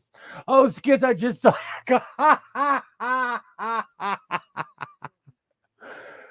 Oh, I'm gonna need an inhaler after that one. Oh, and there's no butts in this pattern. That is true. That is one thing. That is one thing. It is a little bit easier to make. Now the eagle looks like it could be on Megan. It's a hat, bro. You do not like that eagle. You and that eagle are like that weird chicken from Family Guy, fighting each other every time you see. You need to go back to elementary school and learn what a costume is. I will let you know that eagle has caused more controversy. Are you trying to telegraph something here, Skits? Do you want the eagle to touch on your new touch and sew? Sewing machine by Singer, touch and sew. Good grief. All that just because the eagle was trying to share a holiday with. Oh. I'm gonna have to go watch Iron Eagle after this too.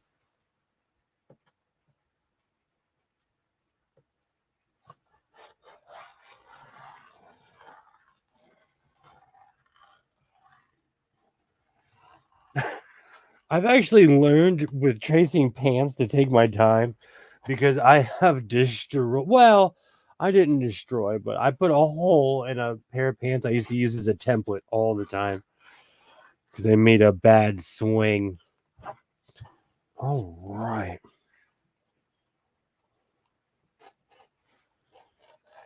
Perfect.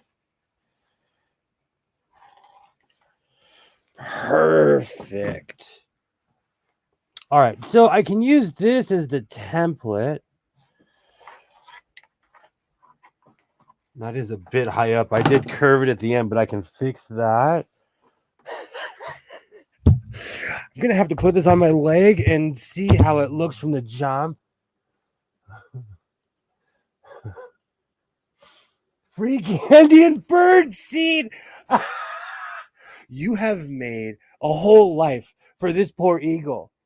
For all you know, this eagle could have been an orphaned eagle. Instead of iron eagle, it could have been orphaned eagle. I could have nurtured it from a baby bird, even though it's an empty head and inanimate object. Oh, Skits, you and the eagle do not get along. Or whatever eagles. Salmon. McDonald's fries. The ones in Alaska do because they're like zoo animals because they're used to people. The ones by Lake Michigan are huge. You know what? You talk trash about an eagle until you see one and you're like, oh my gosh, that thing is huge. Oh, how tight are these going to be? Oh, they'll fit. I'm going to be laughing my tail off when I put them on, but they'll fit.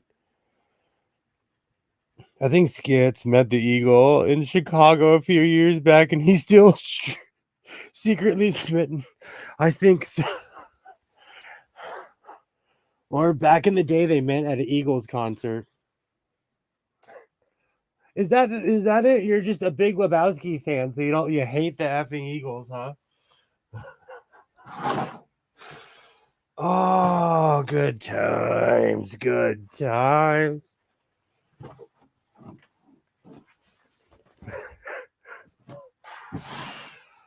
All right.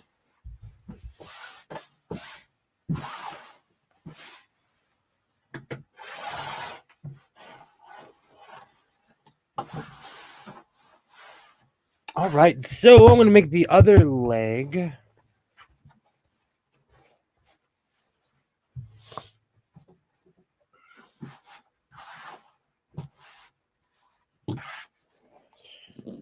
All right. So I'm going to use the other piece as a template, and then I'm going to make the belt. I might go mock-up style with this one. I was going to line it and everything, but I think I'm just going to serge it. Now that I really think about it. That's perfect for the serger.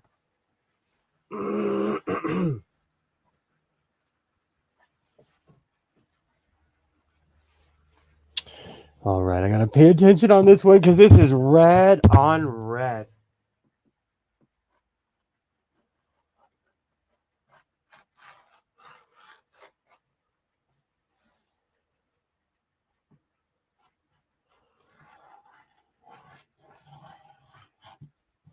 Perfect.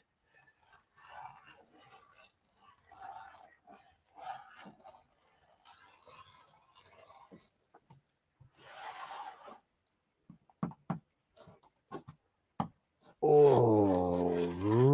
right.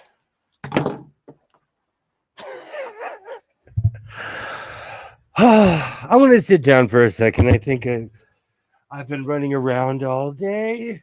I should enjoy my live stream instead of just sewing and having cliche songs stuck in my head.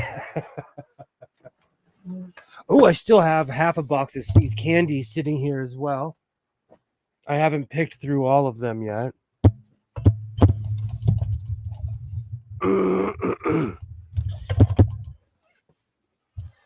All right, I think Skits and the Eagle.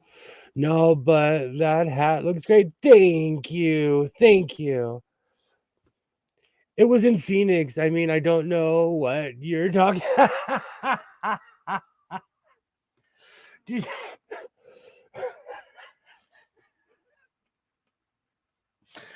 See, I told you, you've given this eagle a whole life. You and the eagle have hung out a few times now. Crazy. All jokes aside, that hat looks awesome. It is getting me kind of in the Festivus mood a little bit. I like the way it came out. And that's the beautiful thing about sewing, you know, it doesn't always have to be a Lady of the Guadalupe shirt or a sweatshirt or all the crazy stuff that I always make, you know. I'm going to keep that. And every year I'm going to pull out that crazy hat from my eagle. Why, hello. Good evening. How are you? Well, the spirits are good, but I feel like crap. How are you? I'm like the exact opposite. I feel like crap, but I'm smiling. My coffee's finally kicking in. It was Yeah. cold. It's cold and dreary. I know no one on the East Coast is going to feel sorry for us, but I love this kind of weather, though. this is where I see the fun stuff being made. Thank you. My eagle thanks you. So are these chaps for the eagle? No. I'm copying the ones I made because I have big plans. I'm going to bring Okay. back my leather work, but I have to fix the machine that I actually used to do it on. Mm-hmm. Which shocker is a 1950s Singer because it's, you know, because it could actually take the the wear and tear. But this is, you know, practice to get better. And plus, I've been watching all those fashion shows, so it totally has me thinking outside the box. Yeah. And now I I mean, want to. Oh, sorry. Go ahead. I talk too much. I was just going to ask when you think in the box. You're creative with your sewing, so. Well, I take concepts of things that I wear and then I go crazy with that. But the challenge, I'm going to challenge myself to make things that are kind of foreign to me. Okay. Even though I was watching a contest show of somebody who they work with denim, and I totally identified with this guy. And you know what? I just saw the dates on the show. It's been out for a while. But he got very high up in the show. Let's just say that. All right. You know, so there's hope. But this show was also about like what is the most sellable, because you could have crazy ideas, but when you make a fashion line, what are people actually gonna wear? Yeah. Because you know, the people, like, not everyone's Steve Ballman. Steve Ballman is the when you see two people suspended on each other, or they have the crazy hats. Like, not everybody gets away with that. Mm. Yes, Eagle Chaps, they can finally hang out in this leather daddy club again. They have weird laws. Like, I don't think you'd be able to walk into a leather daddy bar with the eagle head on. they have they have weird laws now. Oh, that's funny. I just have raw Rasputin stuck in my head now. Mm. I blame Skids. So what else should I make? Like, this show's got me totally inspired. That's what. There's such a. Is there such a thing? I'm old. I didn't know these. I mean, I would think there must be. See, the mention of that right there makes me feel old because I don't even know if they exist. It's not easy when you used to be cool, man, and you're not cool anymore. Oh, see, I was never cool, so I don't have to worry about it. I used to do cool things. Now, like, I laughed so hard. It was raining, you know.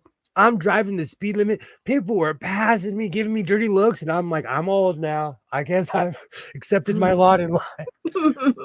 But I'm not getting hurt for these fools who are rushing in the rain. Like, No. and there were, it makes me laugh so hard. Like, when you go on my main boulevard, you can see all the way down because I'm at kind of the top of the hill. There were 2 accidents. Like, Isaiah's MMA class is literally at the end of this long straight. I could see 2 different accidents. You know, you can see the sirens, and people were still passing me. Oh my goodness. See, I mean, I don't think people need to drive fast. You just have to do so in the appropriate lane and don't block traffic. Other than that, people have no right to give you the stink eye. And my car, there's a reason why they stopped making them. I should have took my truck, but my car, it does this it fishtails in the rain. Oh dear. So And why were you driving that in the rain? It has I got new tires. But like it even if you look at the complaints about the Ford Flex, it tells you it's not a water car. It's not a Subaru. Oh dear. And so I can't take off. I can't I can't take off at 1,000,000 miles an hour, you know? Yeah. I set up shop in the left lane and go as slow as possible. Oh my goodness. See, Kilroy, I thought I liked you. So, you know, to people where we're from, that's oh,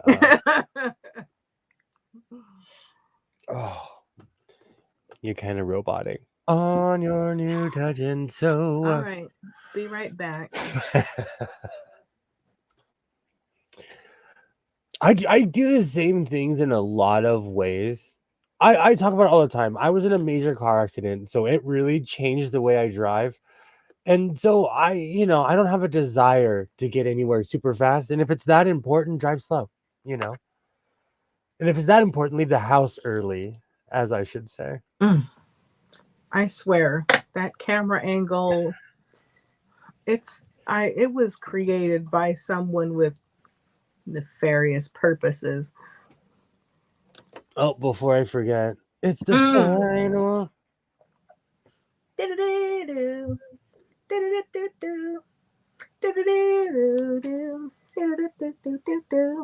Oh, and did you show everyone the weather? Do. Why are you not catching on? It's not catching on me. I don't know what it is.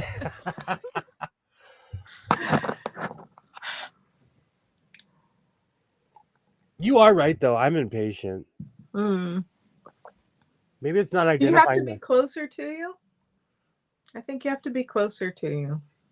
See? I love it how it goes behind the eagle. Call me a geek. Call me a geek. But I'm inspired because I've been watching all these shows, and it's time to step up. I've been doing this for years. It's time to show what I can really do. All right. I need to, but my biggest issue is that I have the capacity to make 2 or 3 things a week, but I should really make 1 thing in 2 weeks, if you know what I'm saying. Or whatever is relative to the time in which I need. But I do rush myself and skip corners sometimes. Literally. And don't add interfacing. Butterfly has issues with that. He just has shit to do. That's my attitude. He just has shit to do. You should see me at work. I walk in and I'm like, I need this done yesterday. Oh, thank you, Joy. It makes me feel better. I rush things. And I was looking today because I have this year I made well over 150 something pieces. and I need to finish the next on like 60 of them. Water down, absolutely. Hey, are you okay? Kilroy broke Waternay.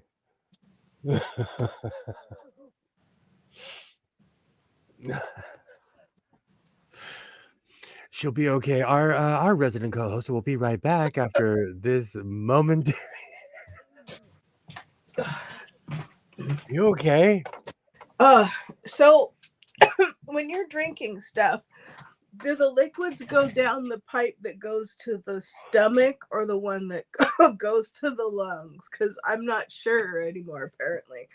Excuse me. Oh, when that happens to me, I cough my brains out. Oh, my word. I do Kind that. of what I miss.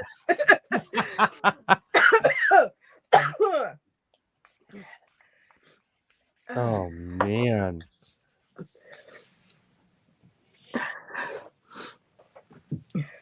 Are you okay? Yeah. It didn't really go down all the way. It just went down enough to make me cough. And then I was trying to not, spit on my equipment and excuse me. I've learned over the years I keep a towel next to because I like to live on the edge. And I have a 50-ounce coffee cup that I have in my sewing room. Do you know what's stopping me from ordering a 64-ounce cup? You don't want to have a heart attack and die? The handle usually arrives broken. Then there's the world's largest cup, which is so big that people when they display it, they put it on their head like a hat. See, you don't even want that much water.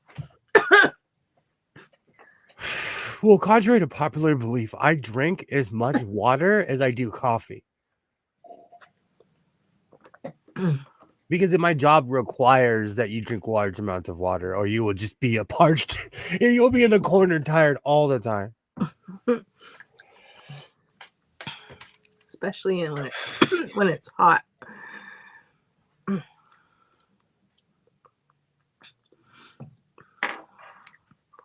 Well, even sitting in the office, I drink even more water because we have the old school Arrowhead things there.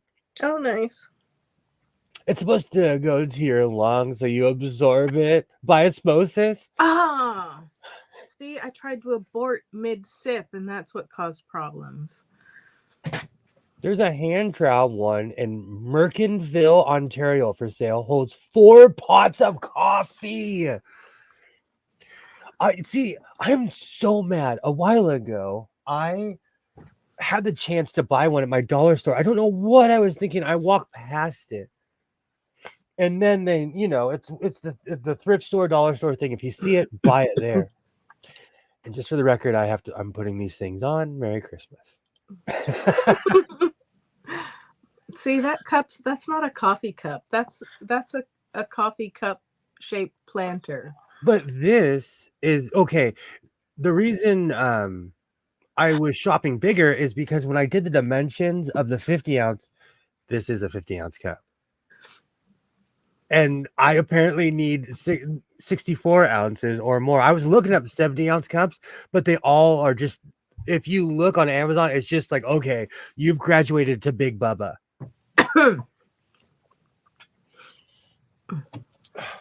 See, that that doesn't look like a 50-ounce cup to me. Me neither, but it's the exact same dimensions. It's do you know what's so funny? When I look at things in Amazon, I'm literally sitting near a ruler. I have my mat here. So I put things out, and this is the exact dimensions as the 50-inch cup. Does it have a narrower base?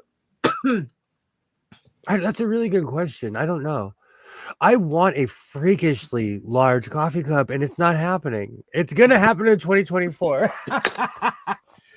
But I've learned to shop around because I have impulsive Amazon habits, and I order things, and I'm not necessarily pleased with them, like my tiny vest,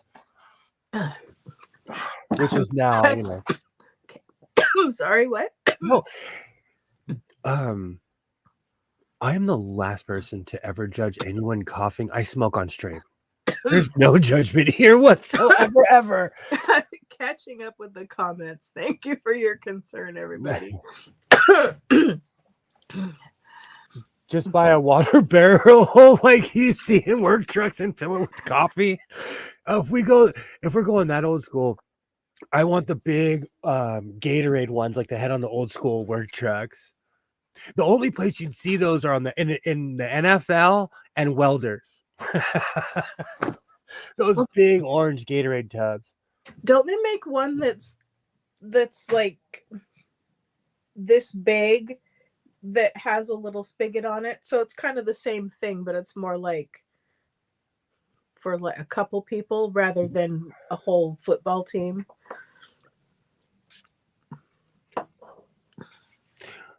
I want my freakishly large cup.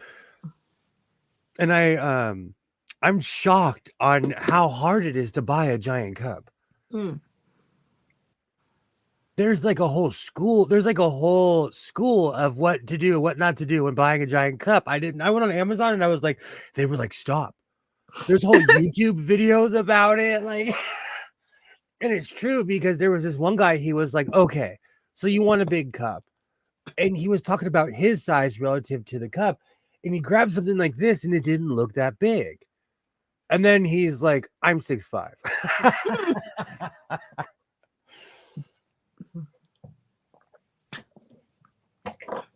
Solomon used to have a small one. Coleman. I had those back in the day. Coleman's were the best. I had an Amco cooler. I had an Amco cooler so long that it started cracking because it was like, I'm from the 80s. What am I doing here?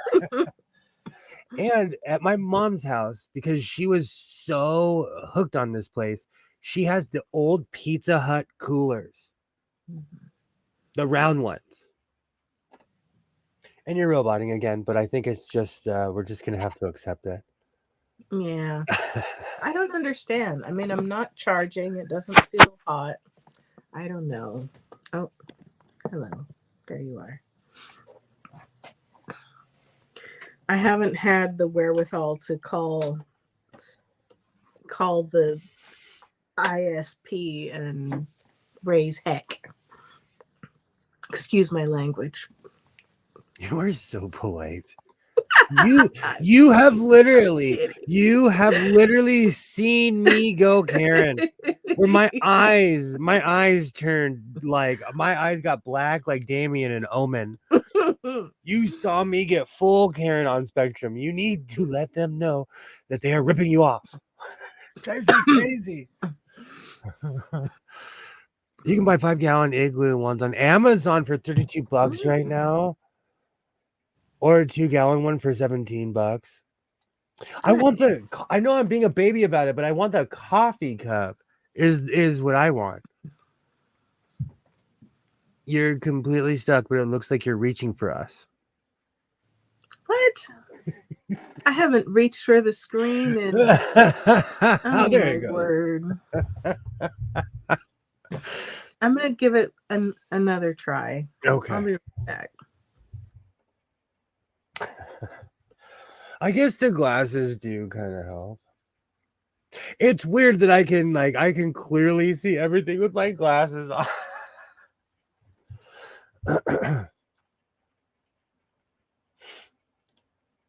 We need to get Waternate some prednisone too. That might get her phone company problem solved. Absolutely. Do you know what's funny? I think I was on prednisone when I lost it. Because I have a rule of not treating people like that. So I might have been on prednisone. I have one called Big Tim. It holds 12 cups. With a sippy top, travel mug style. How do you travel with something like that? Because if you're drinking 12 cups of liquid, you're going to have to stop every half an hour to pee. I do love the fact that we've brought back the sippy cup for grown adults. I'm looking at you, couple generations. We have officially brought the sippy cup back for adults. Big Tim perks me up in the morning is a sentence I want to say. I think we all need a bit of Big Tim in the morning. Oh God, it's gonna be that kind of stream tonight. I'm making chaps. It is that kind of stream. Oh, Oh, if it doesn't fit any cup holder, I have found in any. Okay, that's 'cause- another thing. Sorry, go ahead before I go off. oh, it's because it needs a child seat. I need something that needs a child seat. If you want to laugh at me, I kept the bottom half of Isaiah's old child seat in my truck because my truck is so old it doesn't have cup holders. And so when I drink coffee in my truck, I literally reach back because I'm left-handed. So I literally reach back, grab it. I must look crazy because I reach all the way to the back seat to put my coffee cup. Because you can't see the bottom half of the child seat there, but it had giant cup holders. Oh, why don't you put it in the front seat? Sends the wrong message. He's 14. Oh well, I didn't mean when he was in the car. So the reason it's back there is because in the truck, children legally cannot sit in the front of my truck because of the seatbelt, the age, and everything like that. So the child seat was in the back because and it just kind of stayed there. And so over the years, it just kind of stayed there. So in my truck, it's become a thing of convenience, and every single person gets in my truck and they're like, "Really?" And then they use the cup holder. What kind of center console space or between the seats or whatever do you have? Because maybe you could get a aftermarket one to go in there and give you cup holders that are in a non break your arm location. I need to, but the reason I'm so sentimental to it is it's the original casing. It has like faux cup holders. It's made for a 12-ounce soda. It's in 1988, they weren't, it wasn't for comfort. Those vehicles were made to haul stuff, Yeah. But I have a PA and a CB inside of the console. So I have to find something to wrap around my PA. That's one thing I do plan on working on my truck this year. I do plan on completely painting it, getting rid of my other truck too. Nice. That'll be a burden off of you. My TARDIS blue truck has sat in front of my house for 3 years. A friend of mine came from Atlanta 3 years ago. We drove to someone I hadn't seen since high school. We drove to Vegas in that truck, and it took us there. We came back, and it never ran again. See, I feel like you've lost money on it by it sitting there. You've had your money tied up in the vehicle in something that's not interest bearing or joy giving. My neighbors judge me. See, it's just bad all around. I have 2 trucks sitting in front of my house right now, but the 88 runs well.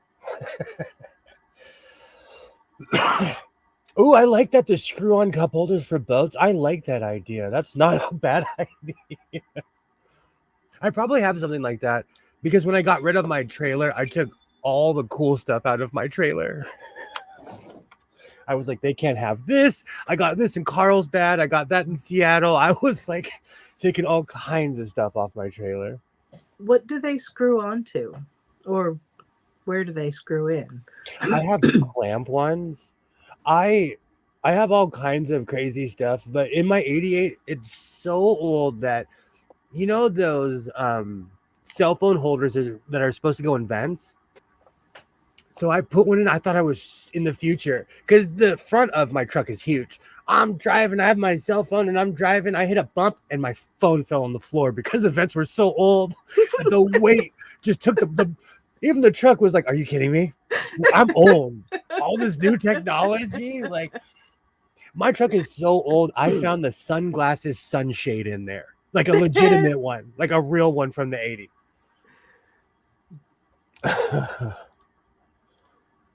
They're literally just a hole or a wire loop that you put with a screw through and screw it whatever you want. I definitely need something like that. My Well, car, oh, go ahead, please. my car has, lots of cup holders, but excuse me, it's only partially integrated with my phone because it was just the cut off. And so I was trying to find a phone mount. And my car is like, it's so like nice and sleek inside and, looks great. There's just nowhere to put a phone mount. It's like I've been searching, and like trying to not have something that's, like blocking the windshield or So you're anti-suction cup, and I'm gonna tell you, my mom recently bought a car it has a screen in it. I'm like, this is every time I get in her car, I'm like, this is crazy. It has a well, television in it. I can't do the suction cup because you can't put anything on the dash in my car because it's got like an airbag in there. And so then I tried um like a sticky thing that had a magnet, but then the magnet didn't hold the phone well enough and the sticky thing kept falling off where I was trying to put it. And then I I know tried like those well. different mounts to the steering wheel and they were in the way, and a vent one, and then my phone was getting blasted with air and it was blocking the vent. It was terrible. In this room, no judgment. In this room, I have every inception of a phone holder for a car. I've tried everything. So when you find something that's viable, let me know because I'm the same way. Like in my truck, it's so old it doesn't take the sticky dash thing. Mm. I like these new wire things. I don't know if I can show you because it's like kind of underneath, but I can show you on the other camera. I have this huge wire holder thing I got from the 99 store, and I was so impressed with it. I bought one for Isaiah. Let me see if I can make myself big. Let me see if you can. There it is. This thing is on a huge wire, Oh, and and it it like stands it's on the floor. well, I have it hooked on a I have my computer on books and a shelf, so it's hooked on the shelf. It's on the shelf. Oh, like it has a little clamp thing. Yeah. All right, I'm gonna take Joy's advice. I'll be right back. She just needs to smoke some of Will's old man weed. That'll clear that right. It's true that new age stuff will have you talking to yourself, but the old guy stuff is functional. Do you know what's so funny? Like, I'm not kidding you. When I go to the dispensary, it's the over 40 section because all the fancy stuff is over there. I don't even look. I go, and it's so funny because every single person over there is wearing work boots. I tell them, like, I need to be functioning during the day. I have things I have to do.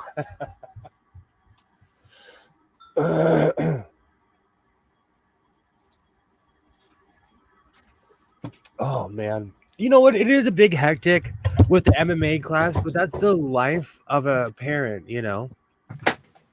So I take it for what it is, and I will be sad when these days are gone. And you're roboting again, but it is what it is. That's it. I'll just have to remember not to make any, subtle facial expressions See, but or any crazy ones that I get stuck at. That's the one thing I love about live streaming. It reminds me of like old school TV back in the day before they perfected the art.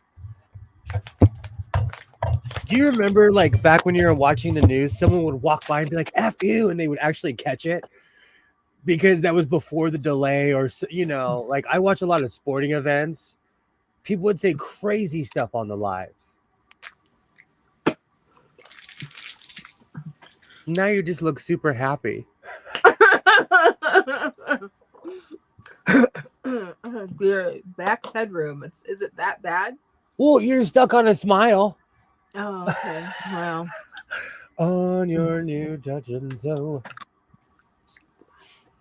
So I've been, getting weird inspiration and looking for new things to sew, and I've been really, really playing my banjo. I think it's time for some red overalls. oh, all right. She looks like she's smoking new stuff. I don't know how most people do that. You know, there was this stuff called moon rocks, and I'll never forget Snoop Dogg was like, "Oh man, I don't touch that stuff." That's how I knew, like, to stay away from that.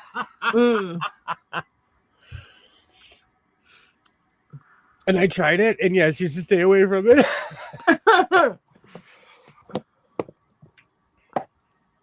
So, do you know what? Also, I think it's time that I make a Seinfeld shirt. I talk about it so much. That's what I suggested. And Which pattern are you going to use? I want one that looks like yours. I want the full. I might go full Seinfeld, and I know there's an actual pattern for that. Okay. But I really liked your shirt.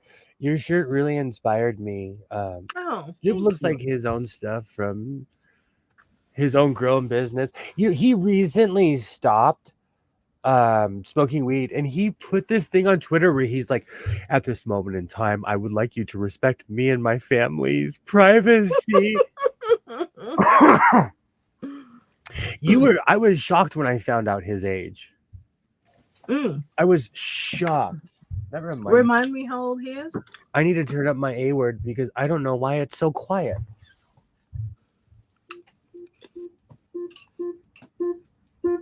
Alexa, how old is Snoop Dogg? Snoop Dogg is 52 years old. I know somebody else who's in that age range who looks great for their age. They should be put up on a pedestal, and people should be throwing leaves like a rum festival. You know, Snoop Dogg looks like he partied. He had fun. He had fun. He looks. Okay, I'm gonna say this, and you know what? If I get jumped for it, I don't care. Have you seen him with no makeup on when his hair's pulled back and he's got a bonnet on? He looks like my grandmother. Oh. I wonder why Willie Nelson weed would do to you. Will Snoop said Willie Nelson's weed is strong, even for him. Wow. Do you know, still to this day, I went to the Willie Nelson concert, and it was unreal to see him smoking a J in front of the cops. And he was just standing there and was like, "Hey, Willie," and he's like, "Hey," just smoking a J on it. Like, and you can't do that in my town, but if you're Willie Nelson, you can. It was the craziest thing. It was the craziest. That was a good show. I was the youngest person in the room.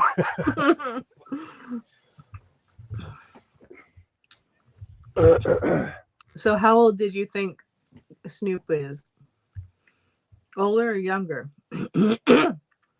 I always thought he was older, but that just means that he was 17 when I was in the 5th grade when he got popular. That's all that means. That's all. Or something like that, or like, you know, so like it's shocking though when you find out certain people's age. You're like, what? I thought he was 56. But that shows who said the other day someone said black doesn't crack unless you use it. And I was like, oh, I'm writing that one down. Use it or abuse it? Same thing. Snoop is still in his 20s in his mind. Okay, this happens to a lot of people. I knew somebody who still thought that he was like 1950s tough. I used to hang out with him all the time. And I went to Gatlinburg, was it Tennessee, do a reunion, and I almost witnessed a bunch of men in their 70s getting a fist fight because the Navy and the Army were still mad at each other for something from Vietnam that none of us knew about. Oh, goodness. All right, let me start lining my chaps. Do you know, that reminds me though, I need to start working on my everything I finished in 23 video, and I keep on adding stuff to it. I had plans on having it out by Friday, but And is that actually going to happen, do you think? I mean, you do have a whole week after Christmas when you could still get it in. This is why I pressure myself. See, this is exactly what I do. I start a project and I'm like, I have to hammer it out. I have to have it done in an hour.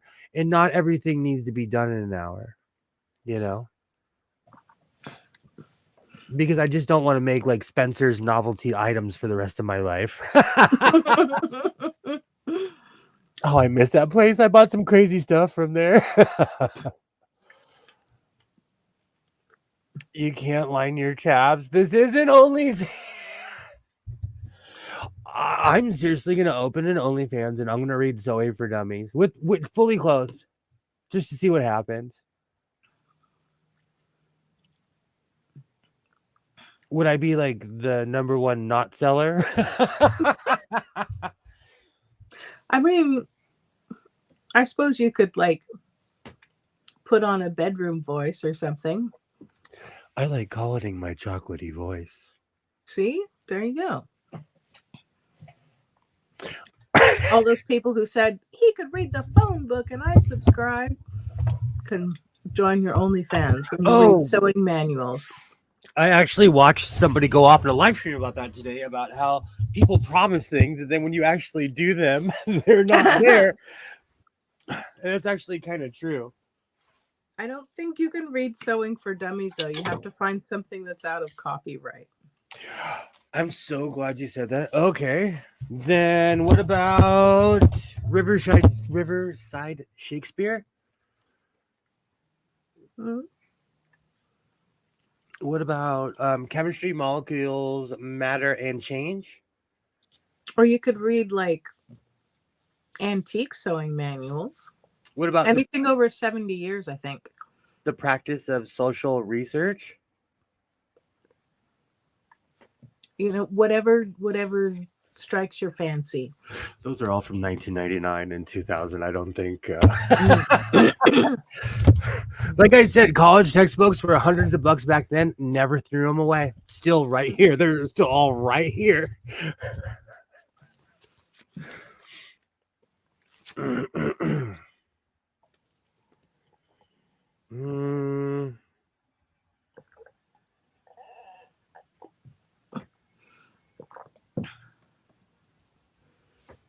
Oh my gosh. Today, something extremely excruciating happened. Have you seen the movie? Is it Rear Window? Where what's his face is like, you know, he like creates all those things in his mind while he's sitting there with his camera because he has that zoom and it's 1950s New York. I think that's the one. Because I have a security camera, it is excruciating to watch people not get my address. I watched this young man do 6 loops around my cul-de-sac before he delivered to my house. I put it in my notes. I forgot about that. I was so frustrated. But see, the thing is, if I didn't have a security camera, I just would have gone to my front door and seen a package, you know. But this dude did 6 loops, and I'm like, I know it's for my house.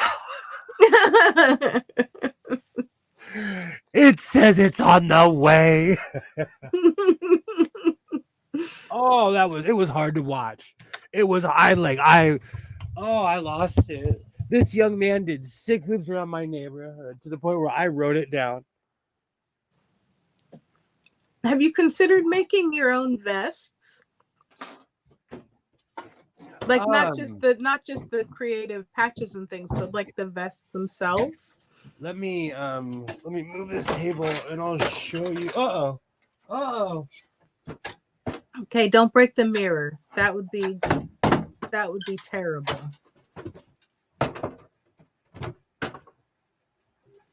Nobody's got time for glass cleaning.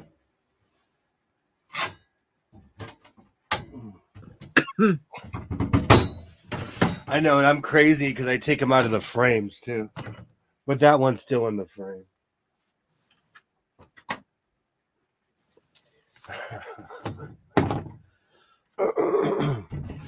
That would have been, but I was able to save it with my foot.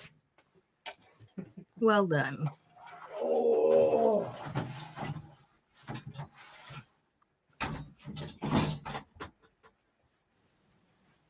You know what, though? This year definitely was a year of change. It's the year of the surger.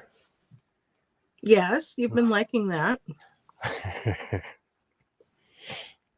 You know, it's just achievement unlocked. It's because I've spent the past 2 years trying to get my surgers going.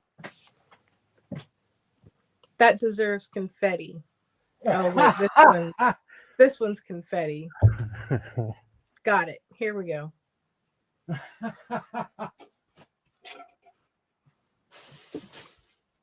Oh man. So, you know, there's a lot to show for this year. There was a lot of growth, a lot of I learned a lot. Yeah. Got a tiny cowboy hat. Oh my goodness. Well, this is when I tell you your glasses look good on you, and so does the hat. It's all about personal taste. It's a little too slash for me. Oh, now I have November Rain stuck in my head. Everybody needs somebody. It's December. In the cold November rain. Throwback sewing. 3. See, Kilroy, that's because you've been here since the beginning. You know, if it is Brokeback Sewing, it would be like the 3rd, the Revenge, Return to the Mountain. Oh, that's hilarious. Don't mind me. I'm just cleaning up the mess in here before. That's one thing. I clean as I go. I am one of those people, like, even while I'm cooking, I clean pans so I don't have to do it when I'm done eating. Mm-hmm. Yeah. I can't work in a mess, so. It's a big deal for me. And plus later, I'm going to want to chill out, and then I'm just going to walk out of this room. And when I come back in here, I don't want to walk into a mess, you know? Right.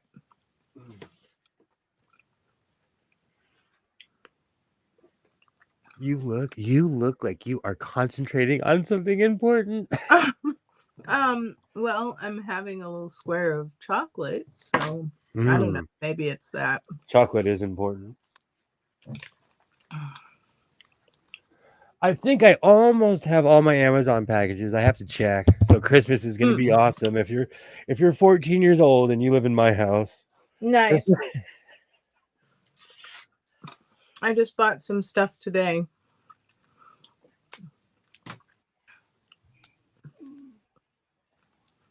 I got oh, go ahead.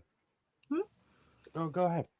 Some new dish brushes, and I got some little wood and horsehair, I think, little dusters for my mom for her car. What else did I get?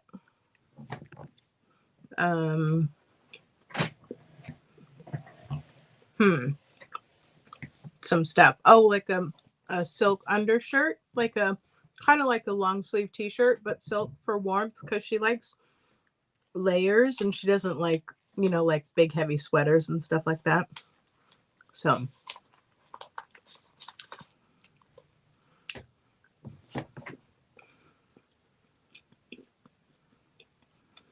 all right, so I have a poll for those of you in the chat. Do you and yours do lots of presents, no presents, big present and a small present? How do you handle presents at Christmas time? Are you present givers or no? Do you make your own presents? Do you buy things? Making stuff. Regift? Is this France 1879 or what? What? Making stuff.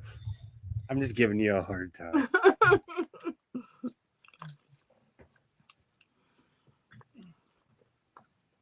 People, do you know, in my day, people used to make stuff.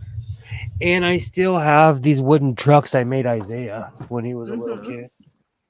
I mean, we are a bunch of crafters one way or another, so it's not outside of possibility that we might make a Christmas gift or two.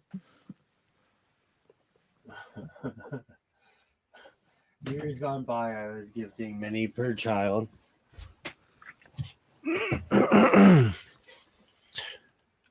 Oh, I still have the reach. See how far away I'm gonna fall off my chair for the computer. Oh my goodness.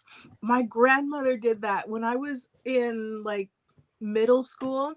We were all, my mother and grandmother and I were sitting around the dining table, and my grandmother just like started to reach for something, and she just kept leaning until she fell off the chair. Yikes. And we were so shocked because like, okay, so eventually she's gonna stop leaning.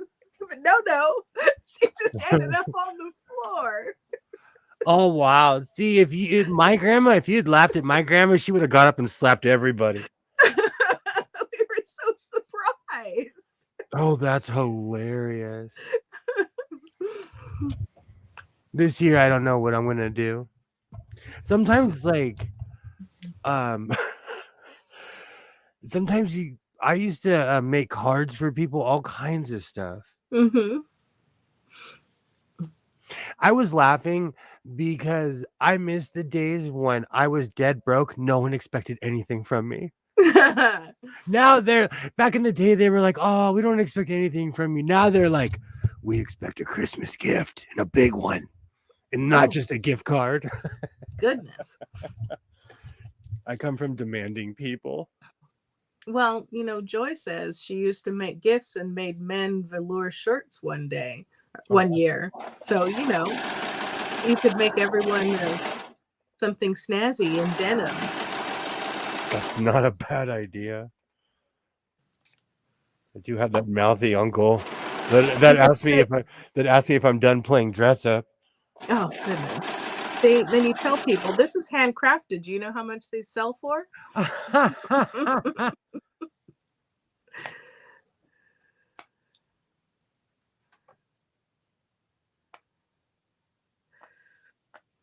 Kilroy has an idea. Put a $1 bill in one of those little envelopes you use to mail checks to the power company. Give him that. There's a family, I can't remember the name, but they have a YouTube channel and they play these like silly games where they, like you try to pop a balloon and with a raisin or, well, but it's something absurd, or like pull a glass over without tipping it and stuff like that. And they have prizes, and some of them are like a couple $100 or $100, and then others are piece of candy or something like that. So you could get your family all gathered around and they could draw prizes with silly family games. You start putting $100 bills on the table around me and my uncles, they'll start with elbows, and they're in their 70s, and they think they are so tough. Especially my two uncles, they think they're so tough. It would be a fight. That would be a fight in my family. Well, you don't necessarily have to put the bill on the table. No, they can, like win a number, and then you tell them, oh, and the prize for this number was this chocolate bar. I actually know exactly what you're talking about. I love watching those games, but I like when they put hundreds of dollars on the table. With me, you got to spice it up. Like I think we're talking about the same thing. You might even have sent me a video. But, maybe I did. But they play these obscure games and there's a couple $100 on the table. I'm going to get competitive. Right. I'm going to get real competitive. This is why I was so good at gambling, because I didn't give up. Oh. Oh, goodness. Not in my family, we're competitive, angry people. Joy apparently made lots of things at Christmas time. There was the kinky and silly things I used to make. Goes back to Spencer's. Like, I miss that place. I don't even know if I can say that on YouTube. Never mind.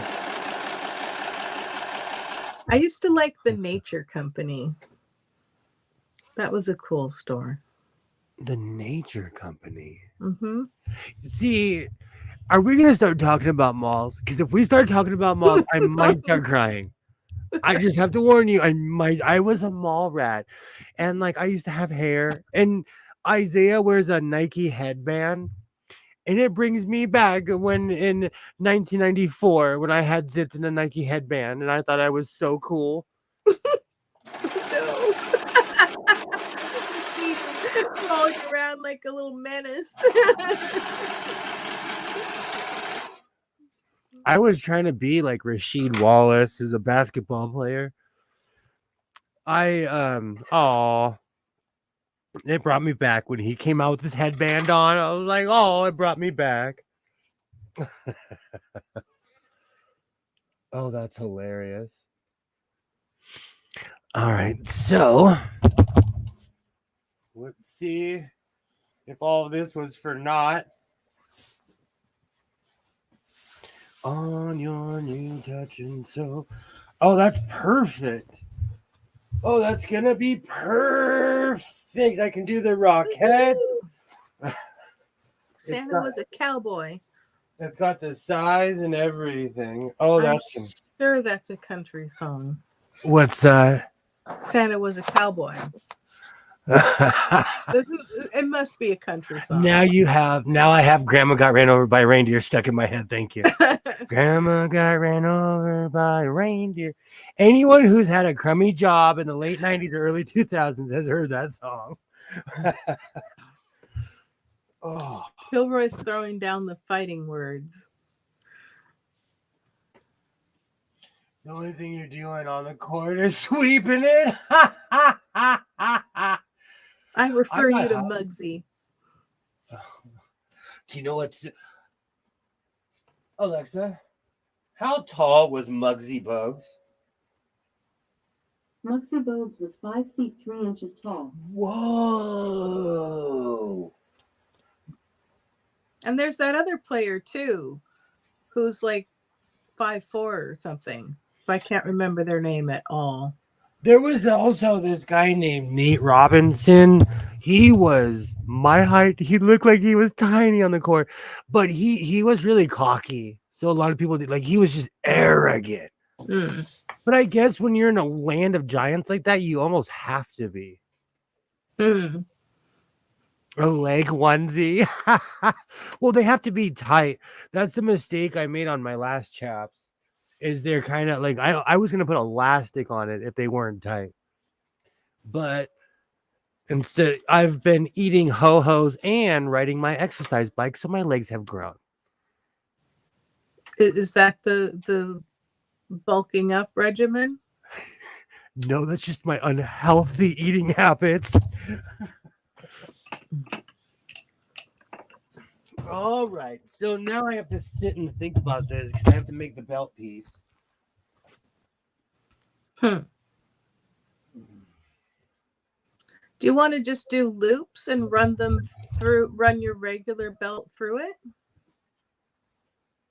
Like side chaps? Like each individual chaps? Yeah.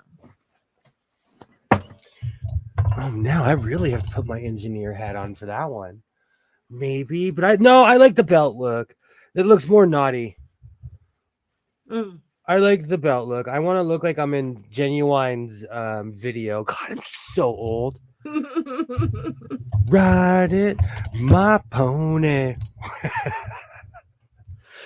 You know, when he made a comeback and people were making fun of him, Alexa, how old is Genuine? Genuine is 53 years old. He is young. Y'all need to leave that man alone. I'm going to say it again. When you're 53, you don't look like you do when you're 23. People, when he made his comeback tour, people were like, oh, he can't do his dance moves like he used to. And I'm like, none of us can, okay? None of us can. I almost got banned on Twitter for calling someone an idiot. I'm like, you're an idiot. And they banned me for talking for 5 hours. That's back when Twitter had rules. Mm. Oh, I defended Genuine because they were like, he doesn't have a six pack anymore, and I'm like, you never had one. Right. I will fight. So Usher too. Usher, I don't even want to know Usher's age because I'm gonna cry when I found out he's my age and way more successful. Muggsy also played back during ancient Roman times. He wouldn't keep up with the guys today. Well, that's why I was mentioning that other guy who's also really short and a very good basketball player. Muggsy came in a really weird times because in the 70s and 80s, the NBA was all about being fast. And then, like in the late 80s and the 90s, it was more of a show. They got more famous. Ratings went up, so Muggsy was a product of the time. Do you know what's really funny? I had a Larry Johnson and Muggsy Bogues jersey because they played for the Charlotte Hornets. Mm. It was good marketing. It was a good market. Everybody who knew they weren't going to be 6 feet tall was like, I would like a Muggsy Bogues jersey, please. Please. And Larry Johnson had the Grandmama commercials when he played his own grandmother and he would dunk on people. I don't remember those, but maybe if I saw it. Oh my goodness. The company that I had, we were watching some YouTube videos today, and he had us pull up the Joe Boxer Kmart commercial. Oh my goodness. Where they play the handbells and then they start I've seen it. doing the hips to the handbells. I had forgotten about that commercial. Before I forget, how old do you think Donna Summers was when she got famous? This is a point of contention on Black Twitter. How old do you think Donna Summers was when she got famous? Like when she did that, wasn't she the one that did I Feel Love? I think so. So like, like the disco era then, which would have been what, 70s, late 70s? There's a comedian named Paul Mooney who brought light to something. Uh-huh. What's that? A long time ago. Donna Summers lied about her age. We thought she was 10 years younger than what she was.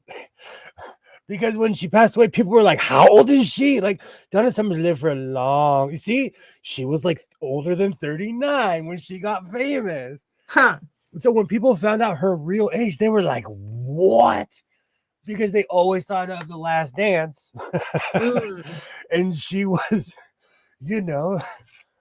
she was almost 40 when that came out.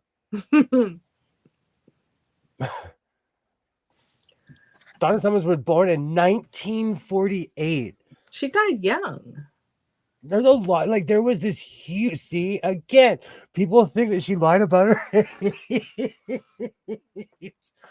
I think she was 10. I think she was born in 1938. There's this huge thing, and this comedian before he passed, he brought it up, and it was just this huge point of contention of how old is Donna Summers. I saw this thing. They showed all these people who like they were talking about fashion designers and people who got famous after they're 40. I was watching that for motivation. But there were quite a few designers, and I was like, okay. And then they showed some age. They were like 47. This guy didn't make it till he was 51, or this guy didn't put his first line out until he was 46. So there's hope for all of us.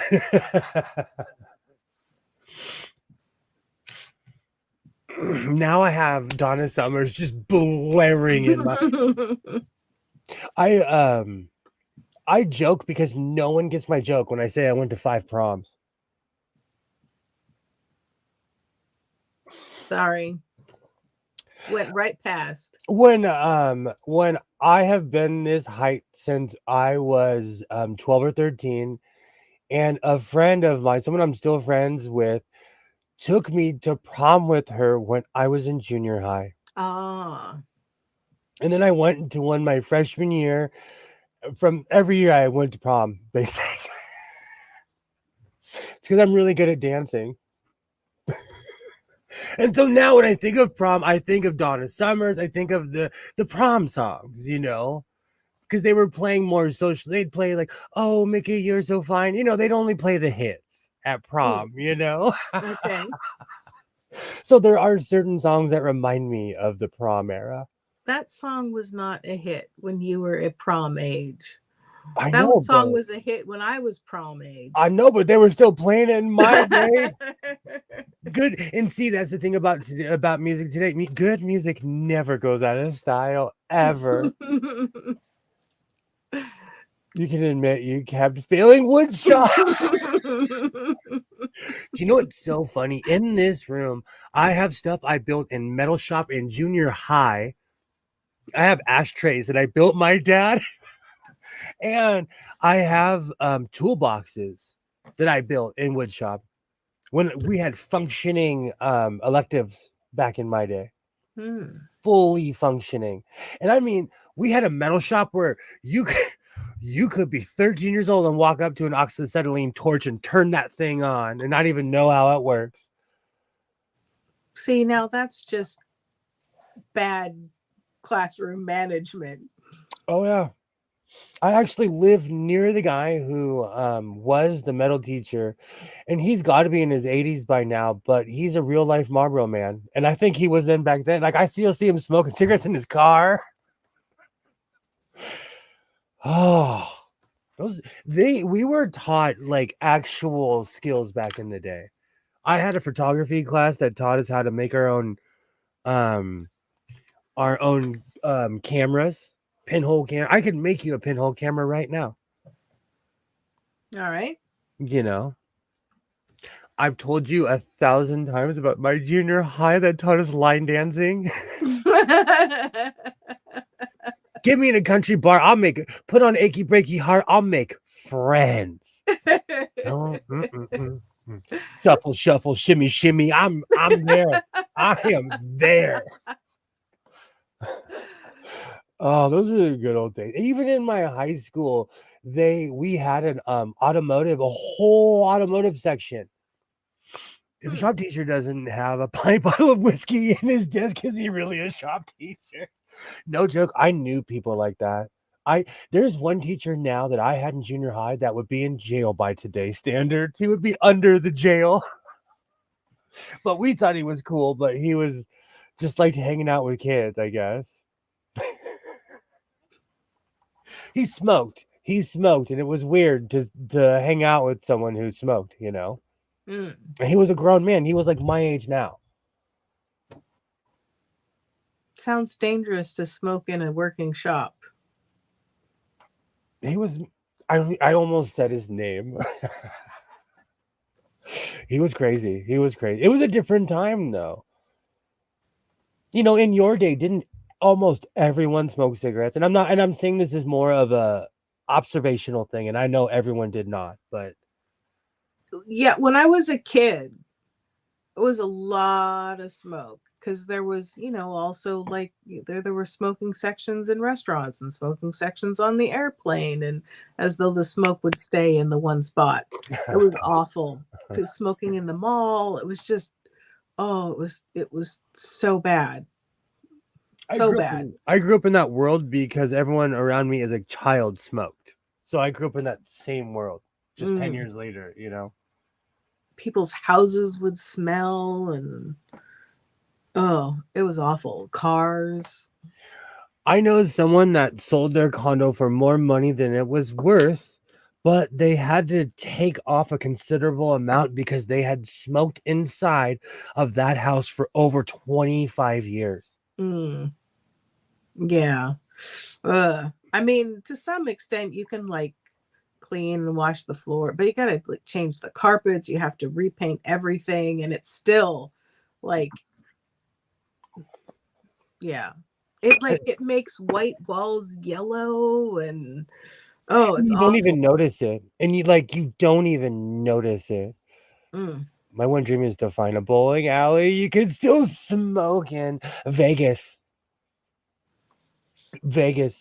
right now. I could take you to Vegas right now. It would be some awesome cosmic bowling. You could do that in Vegas and get away with it still.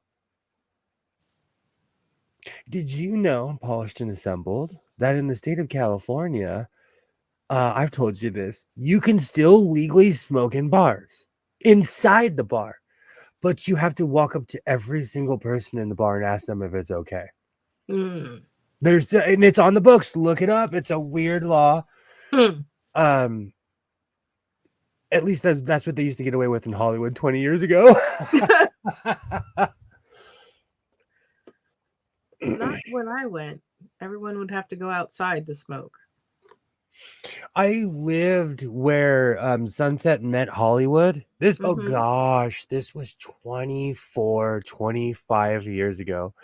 And there was a bar called the Tiki Lounge next to the Egyptian Pyramid Theater. Those were landmarks in Hollywood back in the day. They're all torn down now. They're all Okay. but people still smoked in there. Maybe they were just being rebels. Maybe. You know, this was like 99, 2000, 2001-ish. The clubs I went to, you were not allowed to smoke. We were the first to crack down, though. Because, like I said, I lived with smokers. So we like after church when I was a kid, I remember we would go to El Torito every Sunday, and my entire family, like 20 something of us, would sit in the smoking section. Most of my family were kids. Mm. Yeah. Or you'd have a whole party and one person would be a smoker and you'd have to sit in the smoking section for them. And it's like, we're eating. Why do we need to smoke while we're eating? Oh, it was awful. I remember that. Especially El Torito, because my family would take up the whole patio, so we'd hang out. But they would, they would smoke out the patio because there would be like all the adults would be there smoking. Mm. Even in Bob's Big Boy, I remember they had a smoking section in Bob's Big Boy. Little ashtrays on the table and stuff. Oh yeah. That's why Old Vegas reminds me of my childhood. But even Old Vegas has disappeared. It really isn't like what it used to be. Mm. I watched a video recently where they tore down like one of the last like remnants of Old Vegas. Now there's a big eyeball. And I watched this really weird video because anyone who's seen the Trump Casino in Las Vegas knows that it's literally sitting by itself. It's like, and there's this giant empty lot, and you're like, why is there this giant empty lot? And I watched this really interesting video about how people bought the land and fought over it. And these billionaires are selling it to each other back and forth. 40 million, 30 million, like it's nothing, over a plot of land. Mm. If you build it, they will come. I'm planning my trip east. I'm planning a picking trip east. And about as far as I'll go is Henderson, Nevada. But I was going to say, what are we talking here? How east is east? Well, see, here's the thing. Like, I would love to pick Arizona because every time I've ever gone to a Goodwill in Arizona, excuse me, it's just so much cheaper than here. Their thrift stores, the prices, everything. But like, when you drive on the 10 freeway, when you get outside of Palm Springs, there is nothing for 300 miles. Yeah. When you get outside of Death Valley, there's a weird diner out in the middle of nowhere. There's the Euro place that's world famous in Baker. There are landmarks along the way that stop you from reminding you that you're literally in the middle of the desert. Mm. And you don't realize how much you're in the middle of the desert until you hit that large solar array that one of our senators said was a space laser because she's crazy. But it's just one of the largest solar arrays on the West Coast. It's real. Birds fly out of the air. It's just because it's a million mirrors pointing at the sky, But once you go down in that valley, you realize you are literally out in the middle of nowhere. I'd like to know why we don't yet have a high-speed train from Los Angeles to Las Vegas. So, fun fact, we actually have a bunch of failed rail lines running all over the place. Every billionaire who's been challenged from Elon Musk to all kinds of people have ran lines, but no one has followed through. They keep getting cut off and wrecked, and then there was supposed to be that whole high-speed train from Los Angeles to San Francisco, and that one guy is like, I'm gonna kill this, and it's kind of built, but The track not is there. really, and it doesn't go anywhere. And Elon Musk picked it up. They were trying to bore a ton. Basically, it's since the beginning of people discovered the Sierra Nevadas, they discovered they have to go around it. They can't go through it. yeah, And but they have a whole route planned and everything, and the voters were like, yes, this is a great idea, and then it was killed. It's built. It's just not finished. Right. All of those lines are ran, the rails down. They just never put the trains on the track. Like the lines are there. It's overambitious rich people who come here, and then they move to Texas. Elon Musk leave scars all over our state and then move to Texas. Sometimes I wish I was that famous. I would just build a big house and leave everyone alone. Put a big moat around it. I wouldn't even build like the high-speed rail. All of that stuff it's here. It's just dust, and a mountain that we've never heard of, Well, we need to get on it because that drive is terrible. It's that kind of in between where it's not really far enough to fly conveniently. That's a nuisance, but it's also too far to drive. But it's just. I agree with Pam. What happened to Elon Musk is that he fought the state of California because we have high taxes here. And the state of Texas was like, we'll give you all of this for free. The taxes that he pays for when he was in San Francisco are nothing. Like, compared to what he pays in Texas from when he was up north is like pennies on the dollar. So in that sense, like, it sounds mean, but if I ever like won the lottery, or like that guy who won $1 billion, he's buying up half of Los Angeles, I would move. I would be buying up half of Los Angeles from my house in Wyoming. Or like from my ranch out in the middle of nowhere, That is true. I told you I went in a live stream with people and they instantly were like, oh, you live in California, like you must be rich. Like, no, the cost of living is outrageous here. Yeah. Texas does have a lower cost of living. I almost I've threatened to move there a few times. Well, I know I always start an hour later, so we're gonna end it.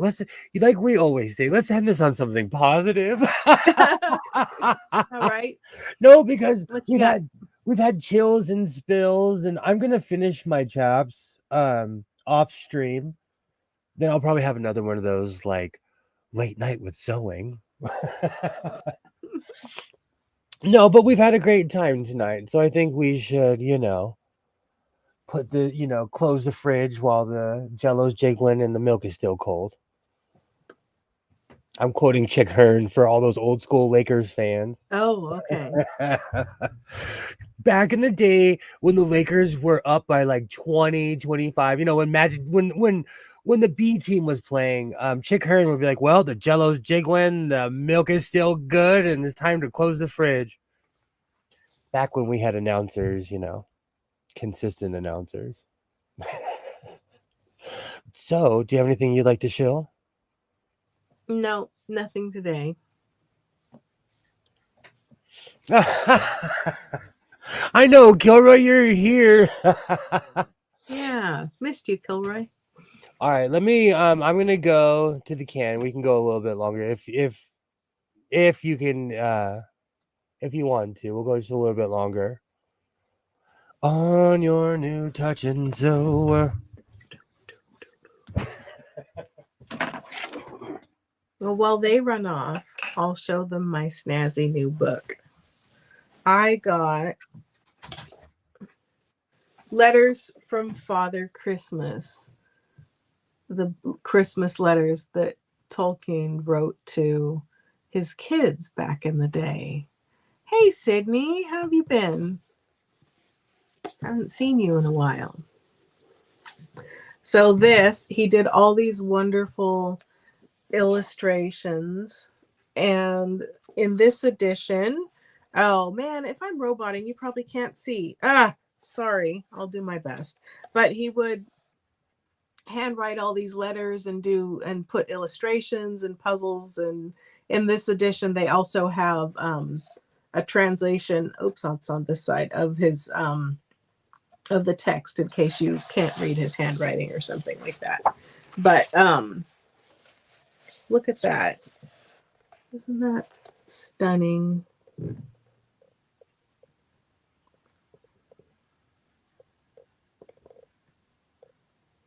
Hope you can see. And let's see, I'm trying to find like a nice illustration to show you. Oh, this one's all dark and moody. Look at that. You know how I always talk about how I like fruitcake? Someone sent you some? Or you picked some up at the store? Oh, that is neat. I like that. Hey, Sydney! I just saw you Yeah. sneaking. How's it going? Yay! Hello, hello. That is neat. I was wondering. I've been thinking about you. I was wondering where you were. Great to see you. I hope everything is doing well. Well, I constantly tell people how I like fruitcake. Hold on, let me make it big. Ooh. A polar bear had a spill, apparently. I've done that before. Felt like I've been hit by a train. But, okay, so fruitcake, yes. And somebody understood the assignment. So at my job, people send me baskets, all kinds of stuff, kissing my cans, and somebody sent me a fruitcake. Very nice. But the cool thing is, it has a real pan underneath, so I'm more excited for the Ooh. pan. Oh, nice. I want a real pan. Oh, there's this bundt pan I was looking at, and it has all these like leaves stacked, like kind of layered over it, so that when you turn your cake out, it looks like autumn leaves. I'm like, I need that pan in my life. Oh, I like that. And thank you, Sydney. I will take compliments wherever, even if they're not thrown at me. I will take that. The Touch and Sew commercial is just living in my head right now. I think next year I do need to find a new commercial. The Touch and Sew commercial was stuck in my head earlier this evening when I was cooking dinner. Did you ever watch any James Colburn movies? Who? In like Flint? Oh, no. It reminds me, I did obsessively as a kid. It reminds me of that era. And Okay. just that 1970s, people would be talking. And then in the middle, they'd just be like, let's dance. And they would just start dancing. Like, oh, that's groovy, man. And they're talking, but they're dancing. Like, if you're bored tonight, watch any In Lake Flint movies or anything from that era. Those were amazing movies back in the day. My On grandmother Touch and Sew. couldn't stand musicals because she just, it was just too much for her that all of a sudden people would break out into song. And I mean, she loved music, but musicals were just too much. She's like, no, that's Oh, not that's happening. so funny. I watched all the like everything that you could possibly think of. I mean, from like Cabin in the Sky with Louis Armstrong all the way to like the Gidget movies. I watched everything I could get my hands on as far as like people singing. That's how I know the opening score to Newsies.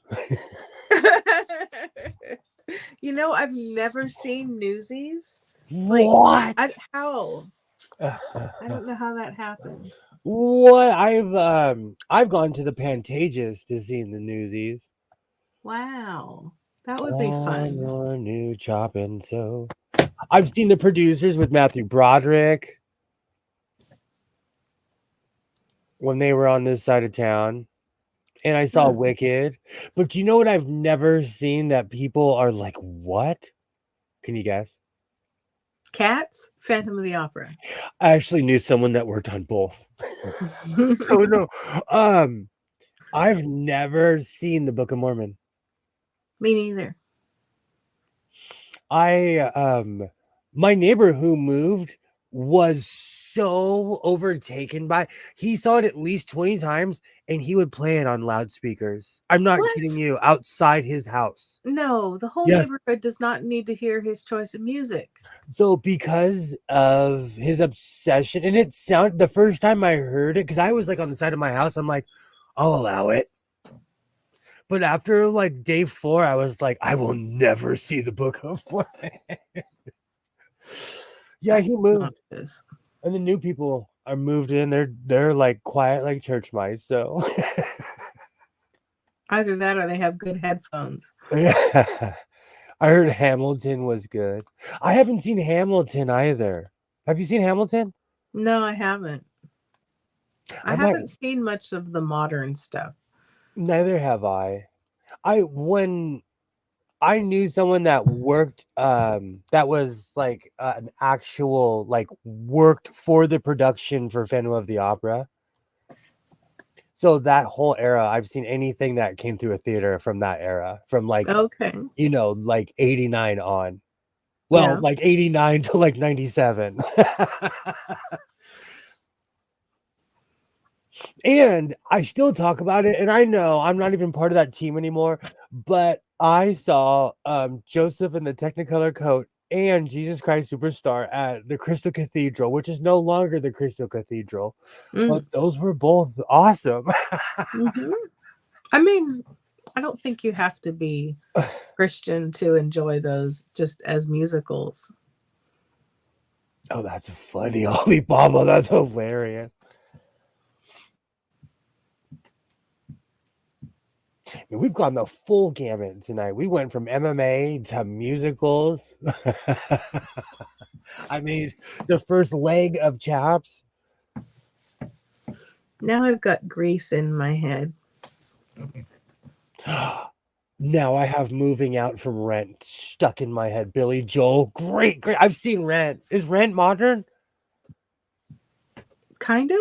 I saw in the early 2000s though, before my child was born. Well, I guess that is that's such a good song. Moving Out is such a good. They had like a TV production, and I tried to watch it, but it wasn't grabbing me. I think a lot of my bias also is because I saw a lot of this in the theater, and then when I lived in Hollywood, I would go to the Pantages Theater because I could walk there. Yeah. You know, that's where I saw John Goodman, and he smelled like a dispensary. Oh no! Legend. He was wearing sweatpants. We were all dressed up. Anytime I've ever gone to the Pantages, if you want to see me with like a 3-piece, meet me at a theater. I'm fully dressed, and like John Goodman walks in, and I'm like, can we all dress like Walter from The Big Lebowski and be able to walk? They let him walk in with no ticket. I knew someone that worked in the front at the time. They let him walk in. He didn't even know what was going on that evening. It was Wicked. He just walked in. All right. They probably let him smoke in the back. Like, he walked in like the mayor. Well, that's what happens when you're John Goodman. But when you you're know polished what, and assembled, that's not your life. You know what, though? He was still nicer than Lenny Kravitz. Oh, my goodness. Again. He was just trying to not get mobbed. We were the only 2 people on the street, Lenny. Let's talk. Lenny and I. I will never forgive Lenny Kravitz. But ever since he announced that he's never been to the NCAA awards and everything, his numbers have jumped on YouTube. People are like, oh yeah, Lenny Kravitz exists. And people started listening to his music again. So his ploy kind of worked. He does some good music. I rock his stuff. I don't have a problem with Lenny Kravitz. He's just mad because I don't know. I don't know. Well, I mean, it's pretty ridiculous that an artist that huge has not been invited to the awards. That's ridiculous. Okay, I I mean, have to he tell the is a story. looker, Kilroy, you know. I have to tell the story now. Oh no. So in 2002, I worked at the Starbucks in West Hollywood, California. It was called WeHo 2. It was on Santa Monica and Robinson Boulevard, literally on the corner, okay? That speaking of which, because it was West Hollywood, I have never seen so many tips in my life. I made money at Starbucks. But anyways, I'm leaving my job and I'd worked there for months at this time. And keep in mind, West Hollywood, famous people live there. I met Sarah Silverman. Regardless of what you think about Sarah Silverman, politics, or whoever you think she is, she treats everybody like a human. I respect her. Regardless of what you think about Sarah Silverman, has respect for every person she comes across. At least my experience with her. I met Renee Zellweger. She was so nice. Matthew Perry, real stand-up guy. Walking out of work one day, and I see Lenny Kravitz in his car. Keep in mind, when you step out of the Starbucks, you're on Santa Monica and Robinson is right here. It's on the corner. I'm going towards the Vons to visit my friend Victoria, who I haven't seen in a while, but that's a long story. Anyways, so I'm going to the Vons. I look at the light and I see Lenny Kravitz. Anyone who knows me knows that I have a megaphone in my throat. I'm loud. Okay. So I'm like, hey, Lenny. Lenny Kravitz shushed me. He went like this. I went from, hey, Lenny, to be like, at that very moment, I was like, I'm a grown ass man, Lenny. And I stormed off. See, now we have two completely different opinions about what went down. I don't blame him. The guy doesn't want to get mobbed. He needs to be able to drive away somewhere without his car being swarmed. And it, it's not like he like flipped you off or something. It's just like, hey, keep it quiet. Shh. There's a code where you don't shush a grown man. You don't shush a grown man. And Lenny's like young. Maybe he thought you were a kid. Lenny's 5'6". He knew I was grown. Lenny is like 5'6", 5'7". Oh, goodness. So yeah, I still hold a grudge towards Lenny Kravitz after all these years. I do. All right. Let's get to the comments. Would you people like to weigh in? Do you think that was uncalled for? Do you understand? What are your thoughts? I got shushed by Lenny Kravitz. And it's funny now. I mean, why were you shouting about that in the middle of the busy street corner? I was literally pointing and being like, hey, what's up?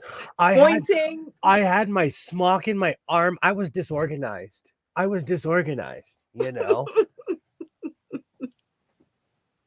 I got shushed by Lenny Kravitz.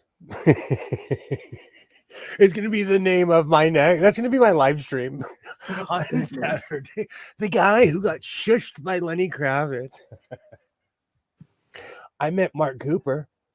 He was the nicest guy on earth. Who's Mark Cooper? Hanging with Mr. Cooper. Oh. Mark Curry. Shushed by Lenny Sewing. That's gonna be the name of my punk band. Shut up and sew. There you go. What's that? Shut up and sew. That's what I say when I pull up to people in my. Have you ever seen that skit with Dave Chappelle and Wayne Brady? No. There was a skit where Dave Chappelle did a skit with Wayne Brady where they portrayed, because Wayne Brady in certain worlds is not looked upon the same as Dave Chappelle. So where they did this skit where Wayne Brady pulled up, he looked at Dave Chappelle, he's like, get in the car, B-word. And Dave Chappelle's like, what? And Wayne Brady's slapping him, driving fast. But like Wayne Brady is basically like not what you expect. You know what I'm saying? I'll show it to you after this. It's actually quite funny. Okay. I think Wayne Brady's funny and talented. I love Wayne Brady. I think people should leave him alone. I think people should. You know what's really funny? Do you know What? what? I met What? Wayne Brady, and Wayne Brady And was so nice. He couldn't say the S word if he had a mouthful. I met Johnny Knoxville, and he stopped what he was doing to talk to me. I told you, Suge Knight is nicer than Lenny Kravitz. oh my word. I mean, but were you shouting them names out in the middle of the street corner? I met Suge Knight, and he was like the mayor. Everyone ran up to him. He was so nice. He tipped everyone at my job $100 bill. He's trying to Lenny make up shushed for me. hanging Vanilla Ice out the window. Lenny shushed me. Suge Knight. I just like how it gets you. I like how that gets your goat. When I'm famous, I'll shush somebody and they're gonna say that sewing shushed me. I hate that guy. I get it. A long time ago, George Lopez told a joke about when he was a kid. He went down to go see this movie set to see a guy he loved, and the guy totally was like, "Get out of here!" Do you know who it was? Hmm. It was Eric Estrada. Hmm. George Lopez went in on Eric. He's like, he now sells swampland. He's so washed up, like he like lost it. But the truth was, he hurt his feelings as a kid, Yeah. and he Yeah. never forgot it. Well, I mean, that seems different. That seems, like that's actively like, say that to a little kid. That's mean. I met Triple H, the wrestler, when I was like, I don't know, 12, 13. My brother took me to an event. We stood outside. He stood in front of a crowd and told everyone to F off. And I never looked at him the same. Was that his wrestling persona? That's when he was married to China, and she was at the Hustler store. Gosh, I'm so old. She was at the Hustler store in Hollywood. And my brother took me down there because we were going to see a bunch of wrestlers. Everybody was nice but him. And then when WrestleMania was in LA, again, my brother took me to go see. We went to the event where you got to meet all the wrestlers. Every single wrestler was nice except for Triple H. I mean, why did he go if he didn't want to talk to people? The old school wrestlers had this persona of being mean people or whatever. I met Stone Cold Steve Austin in a hotel in Arizona. He was the nicest guy, wasn't mean or anything. This was pre-internet. So we weren't like annoyingly with phones or anything, but he was a nice guy. And he's a lot bigger in real life than he looks like on TV. He's a monster. And when you see him, you're like, holy cow, why are you 6'4"? Oh, goodness. But my whole point is, they're not Lenny Kravitz. I'm kind of kidding. I watched this documentary the other day. I'm telling you, ever since that day that I watched that video from that young lady, her name is Steph Co. She has like 100,000 of subscribers, so she doesn't need my endorsement. But she did a video on how Lenny Kravitz feels unappreciated by people of color. He doesn't get invited to the NCAA awards. He doesn't get invited he even said, I'll go to the Source Awards. They don't invite him, and I've noticed ever since he put the word out, all of his people are watching him again. Well, he should be invited to stuff like that. He's a big name in music and acting, and I just thought that was extremely interesting because but she brought up in her video, she was like, is he irreprehensible? because there are certain people that get shut. Like she brought up somebody that's banned from the CMAs. He's a country star, but he's such a wreck. They don't want him there. Hmm. So maybe Lenny, gave the hungry eyes to the wrong person's wife or something. I don't know. I don't know. Now I have that song, Hungry Oh goodness. Eyes. Great song. Great song. I used to play that soundtrack so much. When I was in that soundtrack lived on forever, because when I was in high school, some of the worst advice I ever got was someone was like, "Oh, just give her the hungry eye." And I knew what it was because of this song. Oh no. And did she hungry eye back? Did you get a date out of it or what? They're a bit droopy now. But come on. Would you turn down? Oh, see, hold on. It was pre-beard. Oh, let me get the picture. It's Christmas. Let me give a gift to everybody who's here. We gotta end the year how I started it with my high school picture. Do you know, I guess I'm not over this picture. Are you kidding me with these hungry eyes? Look at that fro. It's so weird seeing that because you look so much like your young one.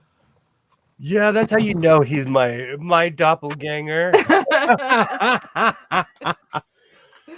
I had hair.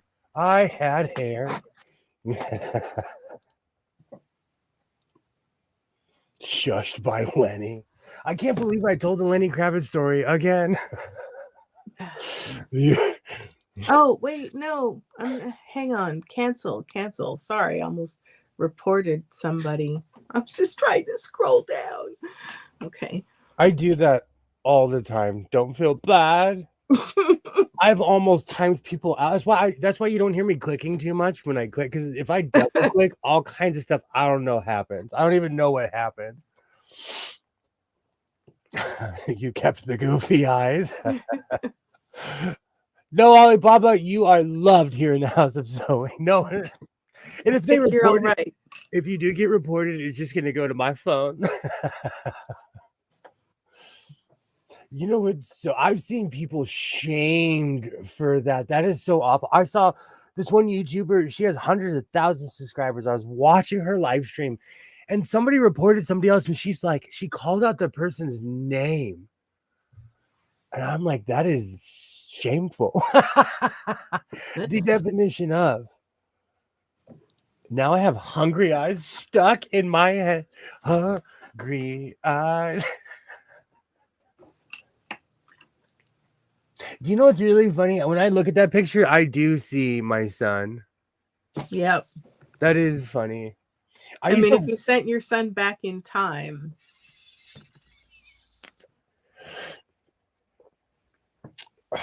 They would know he's not me, because he doesn't know all the words to Baby Got Back.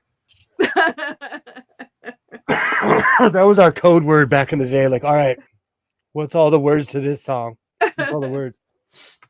In World War II, you had to know who Joe DiMaggio was. You had to know who played for the Cleveland Browns. In my era, you had to sing a Sir Mix-a-Lot song. You have been reported to the sewing police for associating with the sewing machine. Oh, That was me putting virtual stickers on a imaginary machine. oh my goodness, not me. Okay, so you put stickers on a 301A and you gain a reputation. I will find it in my phone. I took screenshots. This woman was like, I'm flabbergasted. I was like, screenshot. That was years ago.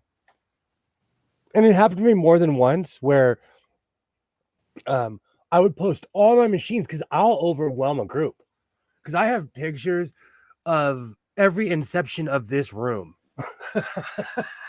All the displays, all my machines before I either fixed them or destroyed them. I have stickers on my machine. I was in Star. Thank you, Pam. I still to this day I can't believe I got kicked out of an antiquing group on Facebook 2 or 3 years ago because I had stickers on my sewing machine, and I never stopped talking about it. Well, did you tell them that you should stay in because that wasn't an antique machine? It was just vintage. She told me why, and then banned me. Oh no. And because I have stickers, and also like my grandma's Bel Air, I will never sell that. And so I put stickers on it, and people were like, and I put that in another Facebook group, and they didn't kick me out, but they shamed me for it. Exactly. Those.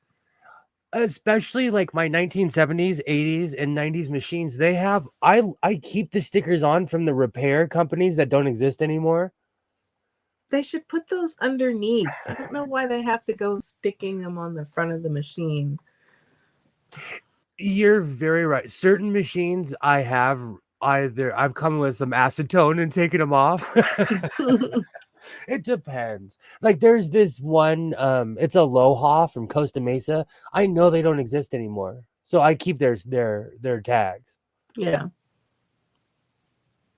But that's like my yardsticks. I have yardsticks from places that don't even exist anymore. Is that me just hoarding really old pieces of wood? Well, I mean, do you use them? Why do you have them? I use them. Well, then, what's the problem? Ever since I've started going downtown, they make me laugh how they measure. They get their yardstick and they're like, "Foof, that's a yard." It's like a yard and a half. Or the people that don't like you, they go right to like every inch, like yard for yard. They're lining up by the threads. Especially the first time I went down there, and I went denim crazy when the woman like okay, people, I'm intimidating at first because I walk up and I'm like, I want 10 yards of this, 5 yards of this. And once she figured out that I really wanted fabric, like she gave me so much denim, I really didn't need any denim until recently. And that was the first time I went downtown. Are you still there? Yes. Okay. Oh, sorry, I forgot that you can't see me like nodding and You're in the thinker's pose. oh goodness. That was a while ago. The first time I went downtown? Or you being like this? Yeah, me being in the thinker's pose. I have such good memories of going downtown, and it's only been like 4 or 5 months. Yeah. I could look on my channel right now because the day I went, I on my community page I posted, so I can tell you exactly how long it's been. Have a great night. No, sorry. I was just trying to catch Allie before they left. So have a good night, Alibaba. Have a great night, Alibaba. I'll be back at it on Saturday. I'm gonna end this pretty soon. It's been 4 months since the first time I went. And I've probably purchased over like, is it crazy that I've purchased probably like a couple hundred yards of fabric? Well, I mean, normally I would say yes, but you've been making stuff with it, so. And I really have. I actually got the dog and I walked it around the block. I got up every day and walked it. I actually fed it. Yeah, I know you know what I'm talking about. The kid who's like, I swear, if you give me a dog, I'll walk it every day. And then they don't. Dad's out there at 5 a.m. like. Oh, see, I miss my dog. I had a poodle, and then we were moving, and so we had to find a home for the dog. And the dog, we took it to some people we knew. They had a German Shepherd, so she had a friend, but they kept the dog outside, which I don't know why people do that. Why do you have a dog and leave it outside all the time? I don't understand. So anyway, No, I I saw had her a a couple times, but I didn't know what to do, how to act. I had like a dog that was half Doberman and half Rottweiler, and Cleophas got him the summer of my freshman year in high school, and he lived all the way until a year before Isaiah was born. Wow. So he lived 20 something years, like, well, 19, 20 years. Wow. Yeah. Oh, we'll end it on a good note. Cleophas did live a good life, and my pops cooked him steaks. I'm not kidding you. I walked in one day and he's cooking the steak. I was like, bro, it's like 9:30 at night. Who are you cooking the steak for? He's like, the dog steak. He likes it medium rare. I'll never get over that. See, he lived a long time because he didn't get that crappy dog food with garbage in it. Everybody fought me for the dog name because when back in the day I would try to think of the most country name I could think of, so I thought of Cleophas. And then it stuck, and the dog's name was Cleophas. I will be back at it on Saturday with anyone who wants to join me. I think anyone who watches this in the future, you guys are awesome. There is an army of people who watch this after I hit that end stream button, and I appreciate every single one of you. Seriously. I know I sit here and waffle and go up and down, and I thank every one of you for watching. For those who have subscribed, unsubscribed, friends, foes, and everyone in between, I hope you have a great evening. Do you have anything you'd like to shill? No, nothing from me today. We're definitely going out with the Cleophas bang. I hope everyone enjoys yourself. I'll be back at it on Saturday night. Thank you, Pam. Thank you for joining me. And I'll until then, hopefully I'll have a Friday. So I'm not promising anything because it's turning into My So-Called Life, the movie. So I'm trying to cut it down. I will definitely see you guys next time. Thank you so much for joining me. I'll be back at it on Saturday. And like I always say, reinforce your seams, be yourself, and I will definitely see you next time. Bye.